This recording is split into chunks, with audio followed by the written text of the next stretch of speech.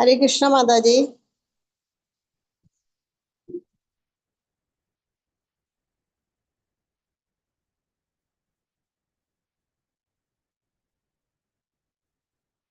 हरे कृष्णा प्रणामം എല്ലാവർക്കും പ്രണാമം. ഹരേ കൃഷ്ണ. ഓമജ്ഞാനതിമിരാന്തസ്യ നാനാഞ്ജനാശലാകയാ ചക്ഷുരുന്മീലിതം യേന തസ്മൈ ശ്രീ ഗുരവേ നമഃ. ശ്രീചൈതന്യമനോഭീഷ്ടം സ്ഥാപിതം യേന ഭൂതലേ സ്വയം രൂപകഥാ മഹ്യം ദദാതി സ്വപദാന്തികം.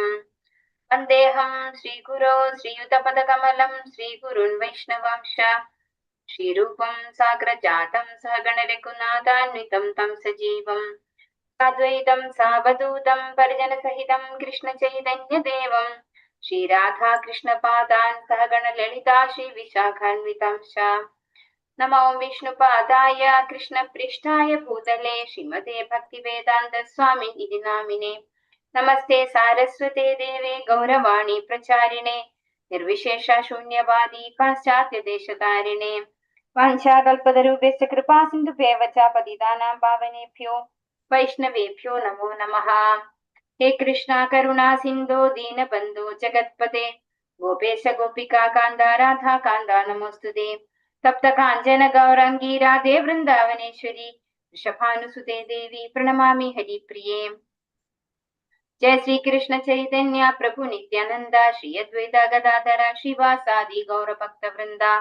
हरे कृष्णा कृष्ण कृष्ण हरे हरे हरे राम राम राम हरे हरे.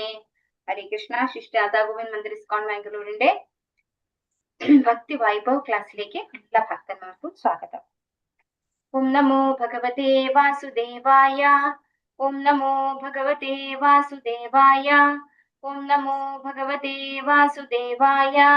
നിഗമകൽപതരോർഗളിതം ഫലം സുഖമുഖാദമൃതദ്രവ സംയുതം പിബത ഭാഗവതം രസമാലയം മുരഹോ രസികാ ഭുവി ഭാവുകാഃ. നാരായണം നമസ്കൃത്യ നരം ചൈവ നരോത്തമം ദേവീം സരസ്വതീം വ്യാസം തതോ ജയമുദീരയേത്. നഷ്ടപ്രായേഷു ഭദ്രേഷു നിത്യം ഭാഗവത സേവയാ ഭഗവതി ഉത്തമ ശ്ലോകേ ഭക്തിർഭവതി നൈഷ്ഠികിം. കൃഷ്ണായ വാസുദേവായ ദേവകീ നന്ദനായ ച നന്ദഗോപകുമാരായ ഗോവിന്ദായ നമോ നമഃ.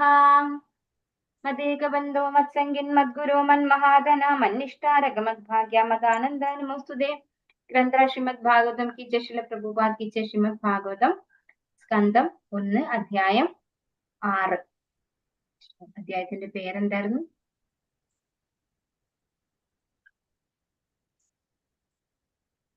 നാരദനും വ്യാസദേവനും മധ്യയുള്ള സംഭാഷണം. നമ്മള് 15 വരെയുള്ള ശ്ലോകമാണ് എടുത്തത്. ആർക്കെങ്കിലും ഓർമ്മയുണ്ടോ പറയാനായിട്ട്? ഒന്ന് ബ്രീഫ് ആയിട്ട് എക്സ്പ്ലെയിൻ ചെയ്താൽ മതി.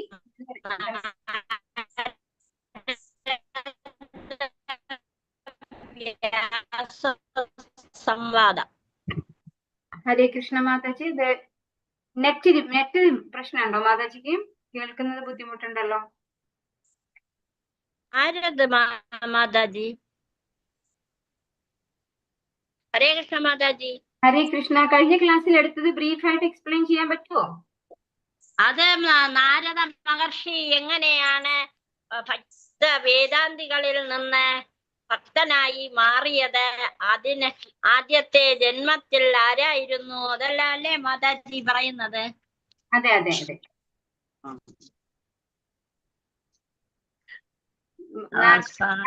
പൂർവജന്മത്തെ കുറിച്ചാണ് എക്സ്പ്ലെയിൻ ചെയ്തത്.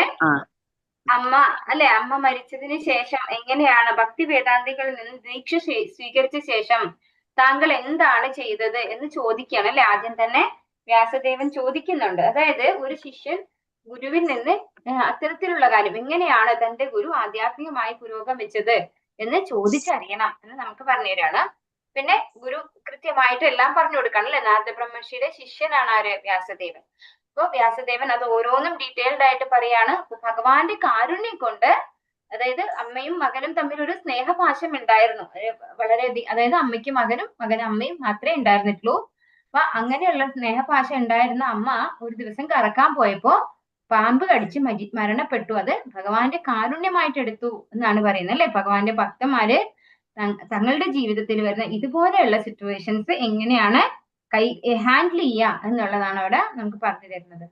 അത് കഴിഞ്ഞിട്ട് എന്ത് ചെയ്തു? അദ്ദേഹം അവിടെ നിന്ന് ഇറങ്ങി അല്ലെ, വീട് വിട്ടിറങ്ങി. കാരണം ഇനി ഒന്നും ബാധ്യതയില്ല, ആരെയും സംരക്ഷിക്കാനും ഇല്ല, ആരുടെയും സ്നേഹം ഒന്നും കിട്ടാനും ഇല്ല, എവിടെയും ബന്ധനം ഇല്ലാതെ ഫ്രീ ആയി. പിന്നെ എന്നിട്ട് പല പല സ്ഥലങ്ങളിലൂടെ അല്ലെ, സാമ്പത്തിക പുരോഗതിയുള്ള പല കാഴ്ചകളിലൂടെ പോയത് നമ്മൾ കണ്ടു. അവസാനം എവിടെ എത്തി?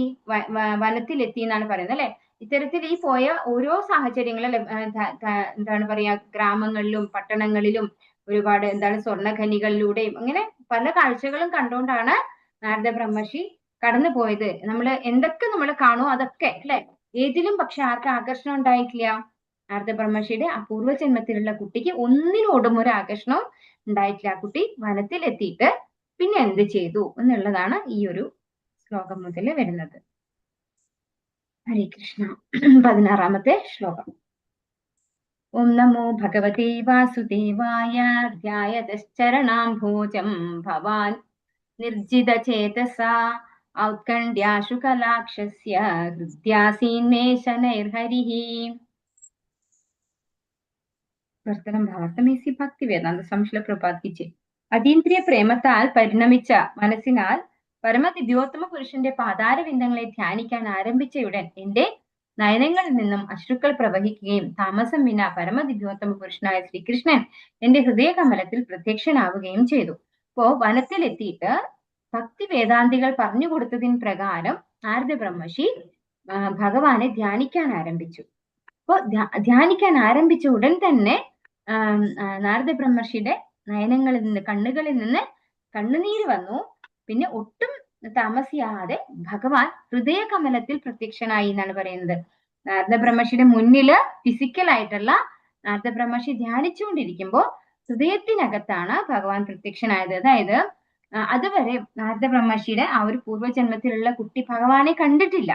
അപ്പൊ ഭഗവാനെ എങ്ങനെ ധ്യാനിക്കണം എന്ന് ഭക്തി വേദാന്തികൾ പറഞ്ഞു കൊടുത്തിട്ടുണ്ട്. അതിൻ പ്രകാരമാണ് ധ്യാനിച്ചത്. അപ്പൊ ആ പറഞ്ഞു കൊടുത്ത് അതിൻ പ്രകാരം ചെയ്തത് കൊണ്ട് തന്നെ ഭഗവാനെ കാണാൻ സാധിച്ചു. ആർക്ക്? നാരദ ബ്രഹ്മർഷിക്ക് തന്റെ ഹൃദയ കമലത്തിന്റെ ഉള്ളില്. ഇവിടെ ഭാവാർത്ഥം നോക്കാം നമുക്ക്. ഭാവ എന്ന പദം ഇവിടെ അർത്ഥവത്താണ്. ഈ ഭാവ അവസ്ഥ പ്രാപ്തമാകുന്നത് ഭഗവാനോട് അതീന്ദ്രിയ ആസക്തി ഉണ്ടായതിനു ശേഷമാണ്. ആദ്യത്തെ പ്രാരംഭ അവസ്ഥയെ ശ്രദ്ധ അഥവാ പരമപുരുഷനായ ഭഗവാനോടുള്ള താല്പര്യം എന്ന് വിശേഷിപ്പിക്കുന്നു. ആ താല്പര്യം വർദ്ധിപ്പിക്കുന്നതിന് ശുദ്ധ ഭഗവത് ഭക്തന്മാരുമായി സംസർഗത്തിൽ ഏർപ്പെടേണ്ടതാണ്. മൂന്നാമത്തെ നില ഭക്തിത സേവനത്തിന്റെ നിർദ്ദിഷ്ട നിയമ നിബന്ധനകൾ പരിശീലിക്കുകയാകുന്നു. ഇത് എല്ലാവിധ ആശങ്കകളെയും ഭക്തിത സേവന പുരോഗതിക്ക് പ്രതിബന്ധമാകുന്ന എല്ലാ വ്യക്തിഗതമായ ന്യൂനതകളും നശിപ്പിക്കുന്നു.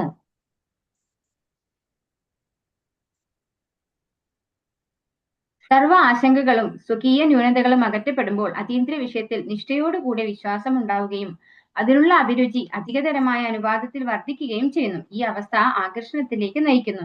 അനന്തരം ഭാവ അഥവാ കലർപ്പറ്റ ഭഗവത് പ്രേമത്തിന്റെ പൂർവ്വ അവസ്ഥ സംജാതമാകുന്നു. മുകളിൽ പ്രസ്താവിച്ച എല്ലാ വ്യത്യസ്ത അവസ്ഥകളും അതീന്ദ്രിയ പ്രേമ വികാസത്തിന്റെ വിഭിന്ന ഘട്ടങ്ങളാകുന്നു. മനസ്സ് അതീന്ദ്രിയ പ്രേമത്താൽ പൂരിതമാകുമ്പോൾ വിരഹത്തിന്റെ തീക്ഷ്ണ വികാരം അനുഭവപ്പെടുകയും അത് 8 വിധമായ വ്യത്യസ്ത ഹർഷോന്മാദങ്ങളിലേക്ക് നയിക്കുകയും ചെയ്യുന്നു. ഒരു ഭക്തന്റെ നേത്രങ്ങളിലെ അശ്രുക്കൾ താനേ ഉണ്ടാകുന്ന പ്രതികരണമാണ്. ശ്രീ നാരദമുനി അദ്ദേഹത്തിന്റെ പൂർവ്വജന്മത്തിൽ തന്റെ ഭവനം ഉപേക്ഷിച്ച് പ്രയാണം ആരംഭിച്ച ശേഷം അതിശീഘ്രം ഈ അവസ്ഥയെ പ്രാപ്തമാക്കി. ആകയാൽ അദ്ദേഹത്തിന് ഭഗവാൻ തികച്ചും സാധ്യമായിരുന്നു. ഭൗതിക സ്പർശമില്ലാത്ത തന്റെ ആത്മീയ ഇന്ദ്രിയങ്ങളുടെ വികാസത്താൽ അദ്ദേഹത്തിന് ഭഗവത് സാന്നിധ്യത്തെ പ്രത്യക്ഷത്തിൽ അനുഭവിച്ചറിയാൻ കഴിഞ്ഞു. അപ്പോ ഇവിടെ പറഞ്ഞത് അദ്ദേഹം കാട്ടിലേക്ക് പോയി അവിടെ ഭക്തി വേദാന്തികൾ പറഞ്ഞതിന് പ്രകാരം ഭഗവാനെ ധ്യാനിച്ചു. ഉടൻ തന്നെ ഭഗവാനെ ഹൃദയ കമലത്തിൽ കാണാനും നാരദ ബ്രഹ്മർഷിക്ക് അല്ലെങ്കിൽ നാരദ ബ്രഹ്മർഷിയുടെ പൂർവ്വജന്മത്തിലുള്ള ആ ഒരു കുട്ടിക്ക് സാധിച്ചു. അപ്പോ ഭാവ സ്റ്റേജിൽ എന്താണ് അവിടെ സംഭവിച്ചത്? നാരദ ബ്രഹ്മർഷിയുടെ ആ ഒരു പൂർവ്വജന്മത്തിലുള്ള കുട്ടിയുടെ കണ്ണുകളിൽ നിന്ന് അശ്രുക്കൾ വന്നു അല്ലെ. നമ്മള് ശിക്ഷാഷ്ടകത്തിൽ പറയുന്നുണ്ട്, നയനം ഗളതശ്രുതാരയ വദനം ഗദ്ഗദരുദ്ധയാ ഗിരാ പുളകൈർനിചിതം വപുഹു തവ നാമഗ്രഹണേ ഭവിഷ്യതി. അതായത് ഇത് സ്വമേധയാ വരുന്ന ഒന്നാണ്. ചിലര് മെക്കാനിക്കലായിട്ട്, അതായത് ചിലർക്കൊക്കെ പെട്ടെന്ന് കണ്ണുനീര് വരുമായിരിക്കും അല്ലെ.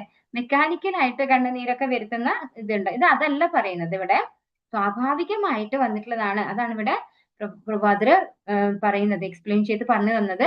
സ്വാഭാവികമായിട്ട് വന്നാണ്. ഈ ഭാവ സ്റ്റേജ് എന്ന് പറയുന്നത് അത്ര വേഗത്തിൽ നമുക്ക് കിട്ടുന്ന ഒരു സ്റ്റേജ് അല്ല. പക്ഷെ നാരദ ബ്രഹ്മർഷിയുടെ ആ പൂർവ്വജന്മത്തിലുള്ള കുട്ടിക്ക് വളരെ പെട്ടെന്ന് കിട്ടി എന്നാണ് പറയുന്നത്. കാരണം നമ്മൾ നേരത്തെ ആ കുട്ടിയുടെ പ്രത്യേകതകൾ പഠിച്ചിട്ടുണ്ട്.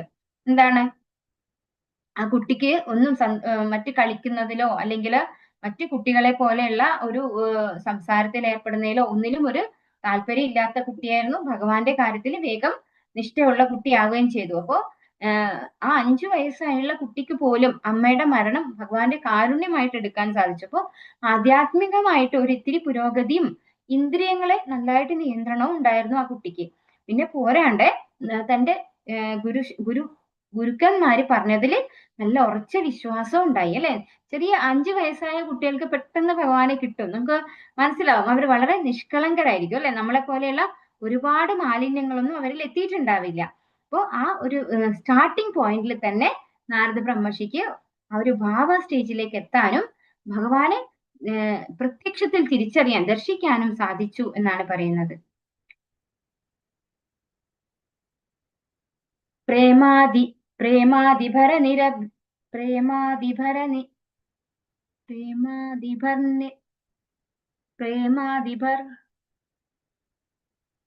പ്രേമാദിഭരനിർഭിന്ന പുളകാംഗോതി നിർവൃതഃ ആനന്ദ സംപ്ലവേ ലീനോ നാപശ്യമുഭയം മുനേ. വിവർത്തനം ഭാരതമേസി ഭക്തിവേദാന്ത സ്വാമി ശ്രീല പ്രഭുപാദ് കി ജയ്. അല്ലയോ വ്യാസദേവ, അന്നേരം അതിരേകമായ സന്തോഷ ആധിക്യത്താൽ എന്റെ ശരീരത്തിൽ സർവ്വ അംഗങ്ങളും പ്രത്യേകമായി ഉത്തേജിതമായി. അശ്വോന്മാദ സാഗരത്തിൽ നിമഗ്നനാകിയാൽ എനിക്ക് എന്നെ തന്നെയോ ഭഗവാനെയോ ദർശിക്കാൻ കഴിഞ്ഞില്ല. അപ്പോ ഭഗവാനെ കണ്ടു കഴിഞ്ഞാലുള്ള അവസ്ഥയും ഇവിടെ പറയാണ് അല്ലെ. നമുക്ക് ഒരുപാട് ആഗ്രഹം ഉണ്ടായിട്ടാണ് അങ്ങനെ ഒരാള് ഭഗവാനെ ആരാധിക്കുന്നതും കാണണം എന്നുള്ള ആ ഡീപ്പ് ഡിസയറിന്റെ ഭാഗമായിട്ടാണ് ഭഗവാൻ പ്രത്യക്ഷപ്പെടുന്നതും അല്ലെ. അപ്പോ അത്രയും സന്തോഷമാണ് ആർക്കുണ്ടാവുക? ഒരു ഭക്തന് ഭഗവാനെ ദർശിക്കുമ്പോ ഉണ്ടാവുക. അല്ലയോ വ്യാസദേവ, അന്നേരം അതിരേകമായ സന്തോഷാധിക്യത്താൽ എന്റെ ശരീരത്തിന്റെ സർവ്വ അംഗങ്ങളും പ്രത്യേകമായി ഉത്തേജിതമായി. അപ്പോ ഭഗവാനെ കാണുന്ന നിമിഷം, അതായത് ഹൃദയ കമലത്തിലാണ് ഭഗവാനെ കണ്ടു എന്ന് പറഞ്ഞത്.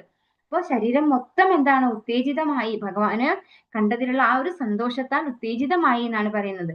അശ്വോന്മാദ സാഗരത്തിൽ നിമഗ്നനാകിയാൽ എനിക്ക് എന്നെ തന്നെയോ ഭഗവാനെയോ ദർശിക്കാൻ കഴിഞ്ഞില്ല. അപ്പൊ ഭഗവാനെ പെട്ടെന്ന് കാണുമ്പോ ഉണ്ടാകുന്ന ആ ഒരു സന്തോഷം കൊണ്ട് ഭഗവാനാണോ അല്ലെ, ഭഗവാനെയും കാണാൻ പറ്റിയില്ല, എനിക്ക് എന്നെയോ ദർശിക്കാൻ കഴിഞ്ഞില്ല എന്നാണ് പറഞ്ഞത്. കുറച്ച് സമയം, അതായത് ആ ഭഗവാനെ കാണുന്ന ആ ഒരു മാത്രയില് ആ ഒരു സന്തോഷത്തിന്റെ അതിപ്രസരം കാരണം ഭഗവാനെ ശരിയായ രീതിയിൽ കാണാൻ പറ്റിയില്ല എന്നാണ് നാരദ ബ്രഹ്മർഷി പറയുന്നത്. ഭാരതമേസി ഭക്തി വേദാന്ത സ്വാമി ശ്രീല പ്രഭുപാദ് കി ജയ്.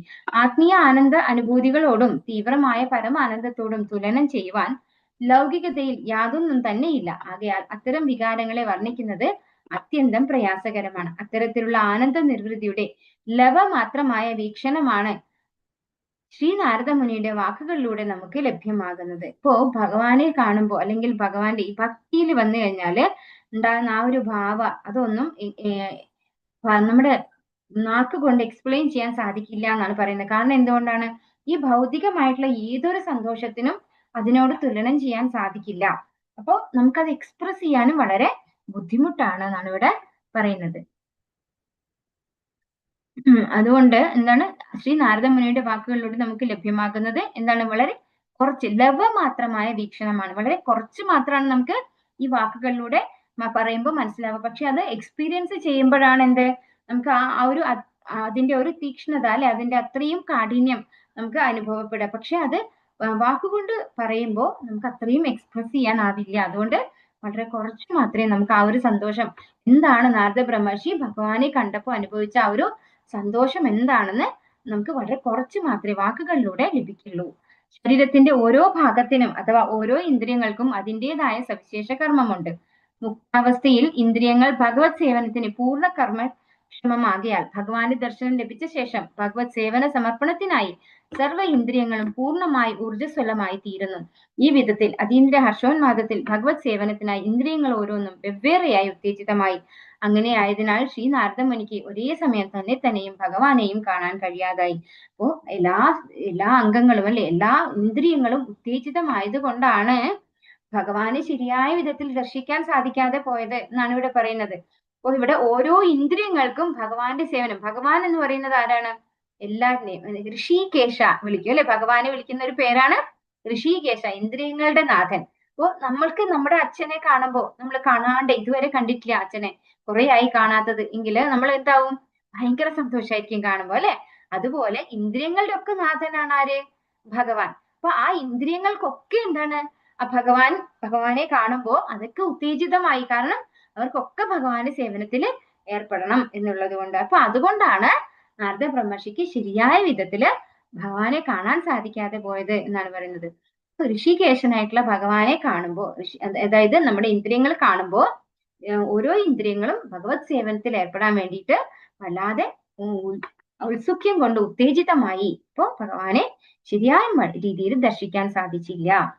രൂപം ഭഗവതോ യത്തത് മനഃകാന്തം ശുചാപഹം അപശ്യൻ സഹസോതസ്തേ വൈക്ലവ്യാ ദുർമന ഇവ. ഭക്തി വേദാന്ത സ്വാമി പ്രഭാതിച്ച് ഭഗവാന്റെ അതേപടിയുള്ള അതീന്ദ്ര രൂപം മനോ അഭിലാഷത്തെ തൃപ്തിപ്പെടുത്തുകയും സർവ മാനസിക വൈരുദ്ധ്യങ്ങളെയും തൽക്ഷണം നിർമാർജനം ചെയ്യുകയും ചെയ്യുന്നു. ആ രൂപം ദർശിക്കാൻ കഴിയാതെ ആയപ്പോൾ, അഭികാമ്യമായത് നഷ്ടപ്പെടുമ്പോൾ സാധാരണമായതുപോലെ ഞാൻ പ്രക്ഷുബ്ധനായി പെട്ടെന്ന് എഴുന്നേറ്റു. അപ്പോ ഭഗവാന്റെ ആദ്യത്തെ ദർശനം എന്ന് പറയുന്നത് എന്താണ്? നമ്മള് തുടക്കത്തില്, അതായത് ഭക്തിയിൽ വരുന്ന സമയത്ത് നമ്മൾ ഒരു കാര്യം മനസ്സിലാക്കേണ്ടത്, നമ്മൾ ജന്മജന്മാന്തരങ്ങളായിട്ട് ജനിച്ചു മരിച്ചുകൊണ്ടിരിക്കുകയാണ് അല്ലെ. ഭഗവത്ഗീതയില് ഭഗവാൻ എന്താ പറയുന്നത്? ബഹൂനാം ജന്മനാമന്തേ നാനവാൻ മാം പ്രപദ്യതേ അല്ലെ. ഒരുപാട് ജന്മങ്ങൾക്ക് ശേഷമാണ് നമ്മള് ഭഗവാന്റെ ഭക്തിയിലേക്ക് വരുന്നത്. അപ്പൊ ഒരുപാട് ജന്മങ്ങളായിട്ട് നമ്മൾ പല കാമ്യകർമ്മങ്ങളും ചെയ്ത് മനസ്സൊക്കെ എന്താണ്, അത് അങ്ങനെയുള്ള എല്ലാ കർമ്മങ്ങളും അക്യുമുലേറ്റ് ആയിട്ട് ചീത്തയായിട്ട് ഡാമേജ്ഡ് ആയിട്ട് ഇരിക്കുകയായിരിക്കും അല്ലെ. ഒരു വേസ്റ്റ് ബാസ്ക്കറ്റ് പോലെയാണ് നമ്മുടെ മനസ്സൊക്കെ ഉണ്ടാവുക. എന്നിട്ട് നമ്മൾ ഭക്തിയിൽ വരുമ്പോ തന്നെ ഭഗവാനെ ദർശിച്ചു കഴിഞ്ഞാൽ എന്താണ്, അത് ഒരുപാട് ലെങ്ത് കുറെ സമയത്തേക്ക് കിട്ടൂല. ജസ്റ്റ് ഒരു സ്പാർക്ക് മാത്രം അത്രേ കിട്ടുള്ളൂ. അപ്പൊ അതാണ് ഇവിടെ പറയുന്നത്. ഭഗവാന്റെ അതേപടിയുള്ള അതീന്ദ്ര രൂപം മനാഭിലാഷത്തെ തൃപ്തിപ്പെടുത്തുകയും സർവ മാനസിക വൈരുദ്ധ്യങ്ങളെയും തൽക്ഷണം നിർമാർജനം ചെയ്യുകയും ചെയ്യും. അപ്പൊ ഭഗവാൻ ഹൃദയകമലത്തില് പ്രത്യക്ഷനാവുമ്പോ ആ സ്ഥലം എന്തായിരിക്കും? പ്യൂർ ആയിരിക്കും അല്ലെ. ഭഗവാൻ പ്രത്യക്ഷനാവും കഴിഞ്ഞാൽ അവിടെ എല്ലാ മാലിന്യങ്ങളും ഇല്ലാതെയാകുന്നു, എല്ലാം നിർമാർജനം ചെയ്യപ്പെടുന്നു. ആ രൂപം ദർശിക്കാൻ കഴിയാതെ ആയപ്പോൾ പെട്ടെന്ന് അപ്രത്യക്ഷമായി അല്ലെ. അപ്രത്യക്ഷമായപ്പോ അഭികാമ്യമായത് നഷ്ടപ്പെടുമ്പോൾ, അതായത് വളരെയധികം ആഗ്രഹിച്ചിട്ടാണ് നാരദ ബ്രഹ്മർഷി അമ്മ മരിച്ചപ്പോ വളരെ നന്നായി, ഭഗവാൻ എന്നോട് കാണിച്ച കാരുണ്യാണ് എന്ന് പറഞ്ഞുകൊണ്ട് ഇറങ്ങിയതാണ്. അങ്ങനെ പല പല ദേശങ്ങളും സ്ഥലങ്ങളും ഒക്കെ കടന്നുപോയി വനത്തിലെത്തി ഭഗവാനെ ധ്യാനിച്ചുകൊണ്ട് ഹൃദയത്തിൽ പ്രത്യക്ഷപ്പെടുത്തിയപ്പോ വളരെ വളരെ സന്തോഷം ഉണ്ടായി. ആ അഭികാമ്യമായി നഷ്ടപ്പെടുമ്പോൾ സാധാരണമായതുപോലെ ഞാൻ പ്രക്ഷുബ്ധനായി പെട്ടെന്ന് എഴുന്നേറ്റു. അപ്പൊ വളരെ പെട്ടെന്ന്, അതായത് നമുക്ക് ഏറ്റവും ഇഷ്ടപ്പെട്ട ഒന്ന് കൈ കിട്ടാതെ പോകുമ്പോ ഉണ്ടാവുന്ന ഒരു ബുദ്ധിമുട്ട് നാരദ ബ്രഹ്മർഷിക്കും അനുഭവപ്പെട്ടു. അർത്ഥം ഭക്തി വേദാന്ത സ്വാമി പ്രഭാതിച്ച് ഭഗവാൻ രൂപരഹിതനല്ല എന്നത് നാരദ മുനി അനുഭവിച്ചറിഞ്ഞു. എന്നാൽ ഭഗവത് രൂപം നമ്മുടെ ഭൗതിക അനുഭവത്തിലുള്ള സർവ്വരൂപങ്ങളിൽ നിന്നും തികച്ചും വ്യത്യസ്തമാണ്. ഭൗതിക ലോകത്തിൽ നിരവധി രൂപങ്ങൾ നാം ജീവിതകാലം മുഴുവൻ ദർശിച്ചുകൊണ്ടിരിക്കുന്നു. എന്നാൽ അവയൊന്നും മനസ്സിനെ സംതൃപ്തിമാക്കാൻ ഉചിതമായവയല്ല. മാത്രമല്ല അവയിൽ ഒന്നിനു പോലും മനസ്സിന്റെ സർവ്വ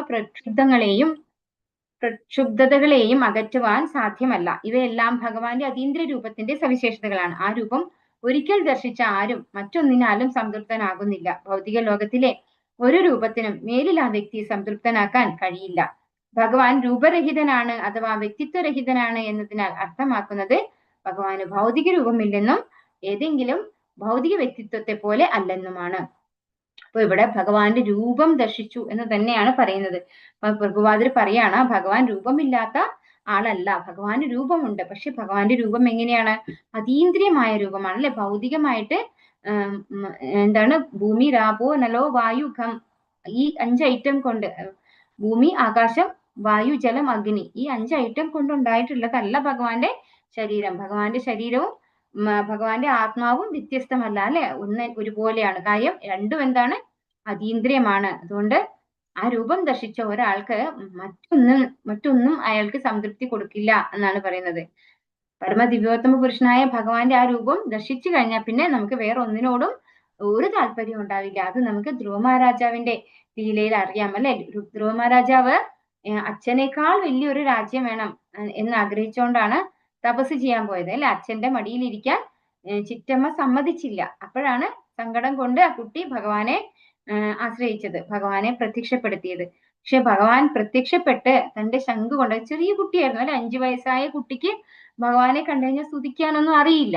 അപ്പൊ നമുക്ക് തന്നെ നമ്മളെ വീട്ടിൽ 5 വയസ്സുള്ള കുട്ടികളെ കണ്ടു കഴിഞ്ഞാൽ അറിയാൻ പറ്റില്ല, അവർക്ക് കാര്യമായിട്ടൊന്നും സംസാരിക്കാൻ കൊഞ്ചി കൊഞ്ചി വർത്താനം പറയുന്ന കുട്ടികളായിരിക്കും. അപ്പൊ അതേപോലെ ആയിരിക്കും ആരും ഉണ്ടായിട്ടുണ്ടാവുക, ധ്രുവ മഹാരാജാവ്.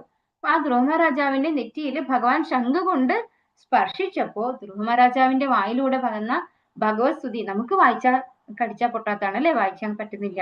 അപ്പൊ അത്രയും എന്താണ് അനർഘ നിർഗളമായിട്ട് ഒഴുകാണ് 5 വയസ്സായ കുട്ടിയുടെ അടുത്തുനിന്ന്. അപ്പൊ അതൊക്കെ എന്താണ് ഭഗവാനെ കണ്ടു കഴിഞ്ഞാൽ ഉണ്ടാവുന്ന ഒരു ഇതാണ്. അപ്പൊ അതിനുശേഷം കുട്ടി എന്താ പറയുന്നത്, എനിക്ക് ഭൗതികമായി യാതൊന്നും വേണ്ട, ഞാൻ ഭഗവാനെ പ്രത്യക്ഷപ്പെടുത്തിയിട്ട് കുപ്പിച്ചില്ല് ചോദിക്കുന്നത് പോലെയാണ് ഭൗതികമായ ഐശ്വര്യങ്ങൾ ചോദിക്കുന്നത് എന്നാണ് പറഞ്ഞത്.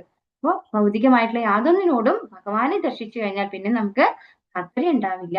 ഭഗവാന്റെ ആ അതീന്ദ്ര രൂപവുമായി ആത്മീയ സത്തകൾക്ക് ശാശ്വത ബന്ധമുള്ളതിനാൽ നാം ജന്മജന്മാന്തരങ്ങളായി ആ ഭഗവത് രൂപത്തെ അന്വേഷിച്ചു കൊണ്ടിരിക്കുന്നു. ഭൗതിക പ്രീണനം പ്രദാനം ചെയ്യുന്ന മറ്റൊരു രൂപത്തിലും നാം സംതൃപ്തരാകുന്നില്ല. നാരദമുനിക്ക് ഏറ്റവും അഭിലഷണീയമായ ആ രൂപത്തിന്റെ ദർശനം ക്ഷണനേരം ലഭ്യമായി.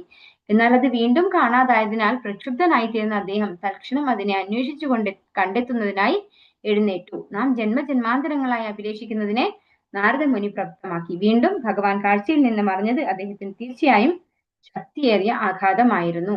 അപ്പോ നമ്മള് ജന്മജന്മാന്തരങ്ങളായിട്ടുള്ള ബന്ധമാണ് ഭഗവാനുമായിട്ട് അല്ലെ. മമൈവാംശോ ജീവലോകേ ജീവഭൂത സനാതന. നമ്മൾ ഭഗവാന്റെ ശാശ്വത അംശമാണ്. ഭഗവാനെ മറന്നു പോയത് കൊണ്ട് ഇങ്ങനെ ജനന മരണ ചക്രത്തിൽ ഇവിടെ ഉഴറി നടക്കുകയാണ്, ഇങ്ങനെ കറങ്ങി തിരിഞ്ഞുകൊണ്ട് നടക്കുകയാണ് നമ്മളിവിടെ ഈ ഭൗതിക ലോകത്ത്. അപ്പൊ ഭഗവാനെ കണ്ടു കഴിഞ്ഞാൽ പിന്നെ നമുക്ക് ഈ ഭൗതികമായ യാതൊന്നിനോടും യാതൊരു താല്പര്യവും ഉണ്ടാവില്ല. അപ്പൊ നാരദ ബ്രഹ്മർഷിക്ക് വളരെ കുറച്ചു നേരം മാത്രം കിട്ടി ആ സന്തോഷം. പക്ഷെ പെട്ടെന്ന് കാണാതായപ്പോ അദ്ദേഹം ആകെ വെപ്രാളപ്പെട്ട് എഴുന്നേൽക്കുണ്ടായി. ഇനിയും കാണണം എന്നുള്ള ആഗ്രഹത്തോടെ എഴുന്നേറ്റു. ഇനി കാണണം, ഇനിയും ഭഗവാനെ കാണണം, മതിയായില്ല അല്ലെ. ജസ്റ്റ് കാണാൻ സാധിച്ചില്ല. എന്താണ്, എല്ലാ ഇന്ദ്രിയങ്ങളും ഉത്തേജിക്കപ്പെട്ടു.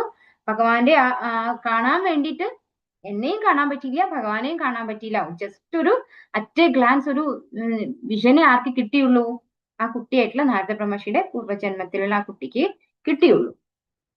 ദിദൃക്ഷുസ്തദഹം ഭൂയഃ പ്രണിധായ മനോഹൃദി വീക്ഷമാണോപി ന പശ്യം അവിതൃപ്ത ഇവാതുരഃ.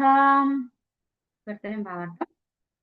ഭക്തി വേദാന്ത സ്വാമി പ്രഭാത് ഭഗവാന്റെ ആ അതീന്ദ്ര രൂപം വീണ്ടും ദർശിക്കാൻ ഞാൻ ആഗ്രഹിച്ചു. എന്നാൽ ആ രൂപം വീണ്ടും ദർശിക്കാനായി ഹൃദയത്തിൽ മനസ്സിനെ ഏകാഗ്രമാക്കാനുള്ള എന്റെ സകല ഉദ്യമങ്ങൾക്ക് ശേഷവും എനിക്ക് അവിടുത്തെ പിന്നീട് ദർശിക്കാൻ സാധിച്ചില്ല. അപ്രകാരം അസംതൃപ്തനാകിയാൽ ഞാൻ അത്യന്തം ദുഃഖിതനായി. അപ്പോ ഭഗവാനെ ദർശിച്ചിട്ട് ഭഗവാനെ കാണാതാകുമ്പോ നമ്മൾ എന്താ ചെയ്യാം? നമ്മൾ സ്വാഭാവികമായിട്ട് എങ്ങനെയാണ് നമ്മൾ ഭഗവാനെ കണ്ടത് അതേ പ്രകാരം നമ്മൾ ഭഗവാനെ വീണ്ടും ധ്യാനിക്കാൻ ശ്രമിക്കും അല്ലെ. വീണ്ടും നേരത്തെ ഞാൻ എങ്ങനെയാണോ ഭഗവാനെ പ്രത്യക്ഷനാക്കിയത്, അല്ലെങ്കിൽ ഭഗവാനെ എനിക്ക് കാണാൻ സാധിച്ചത് എന്ത് ചെയ്തിട്ടാണോ അത് വീണ്ടും ആവർത്തിച്ച് ചെയ്യാൻ ചെയ്യാം അല്ലെ. അപ്പൊ പല ഉദ്യമങ്ങൾക്ക് ശേഷവും മനസ്സിനെ ഏകാഗ്രമാക്കി ഭഗവാനെ ദർശിക്കാൻ വേണ്ടിയിട്ട് ഒരുപാട് ട്രൈ ചെയ്തിട്ടും പക്ഷെ ഭഗവാനെ കണ്ടില്ല. അത്യന്തം ദുഃഖിതനായി. അപ്പോ നമ്മളിവിടെ മനസ്സിലാക്കേണ്ടത്, എല്ലാവർക്കും അറിയായിരിക്കും, ഗോപികമാരുടെ രാസലീലയുടെ ആ ഒരു തുടക്ക സമയത്ത് ഗോപികമാരുടെ ഒക്കെ കൂടെ ഭഗവാൻ കളിച്ചുകൊണ്ടിരിക്കുമ്പോ പെട്ടെന്ന് അപ്രത്യക്ഷനായിട്ട് ഗോപികമാര് ഗോപികാ ഗീതം ചൊല്ലുന്നുണ്ട് അല്ലെ.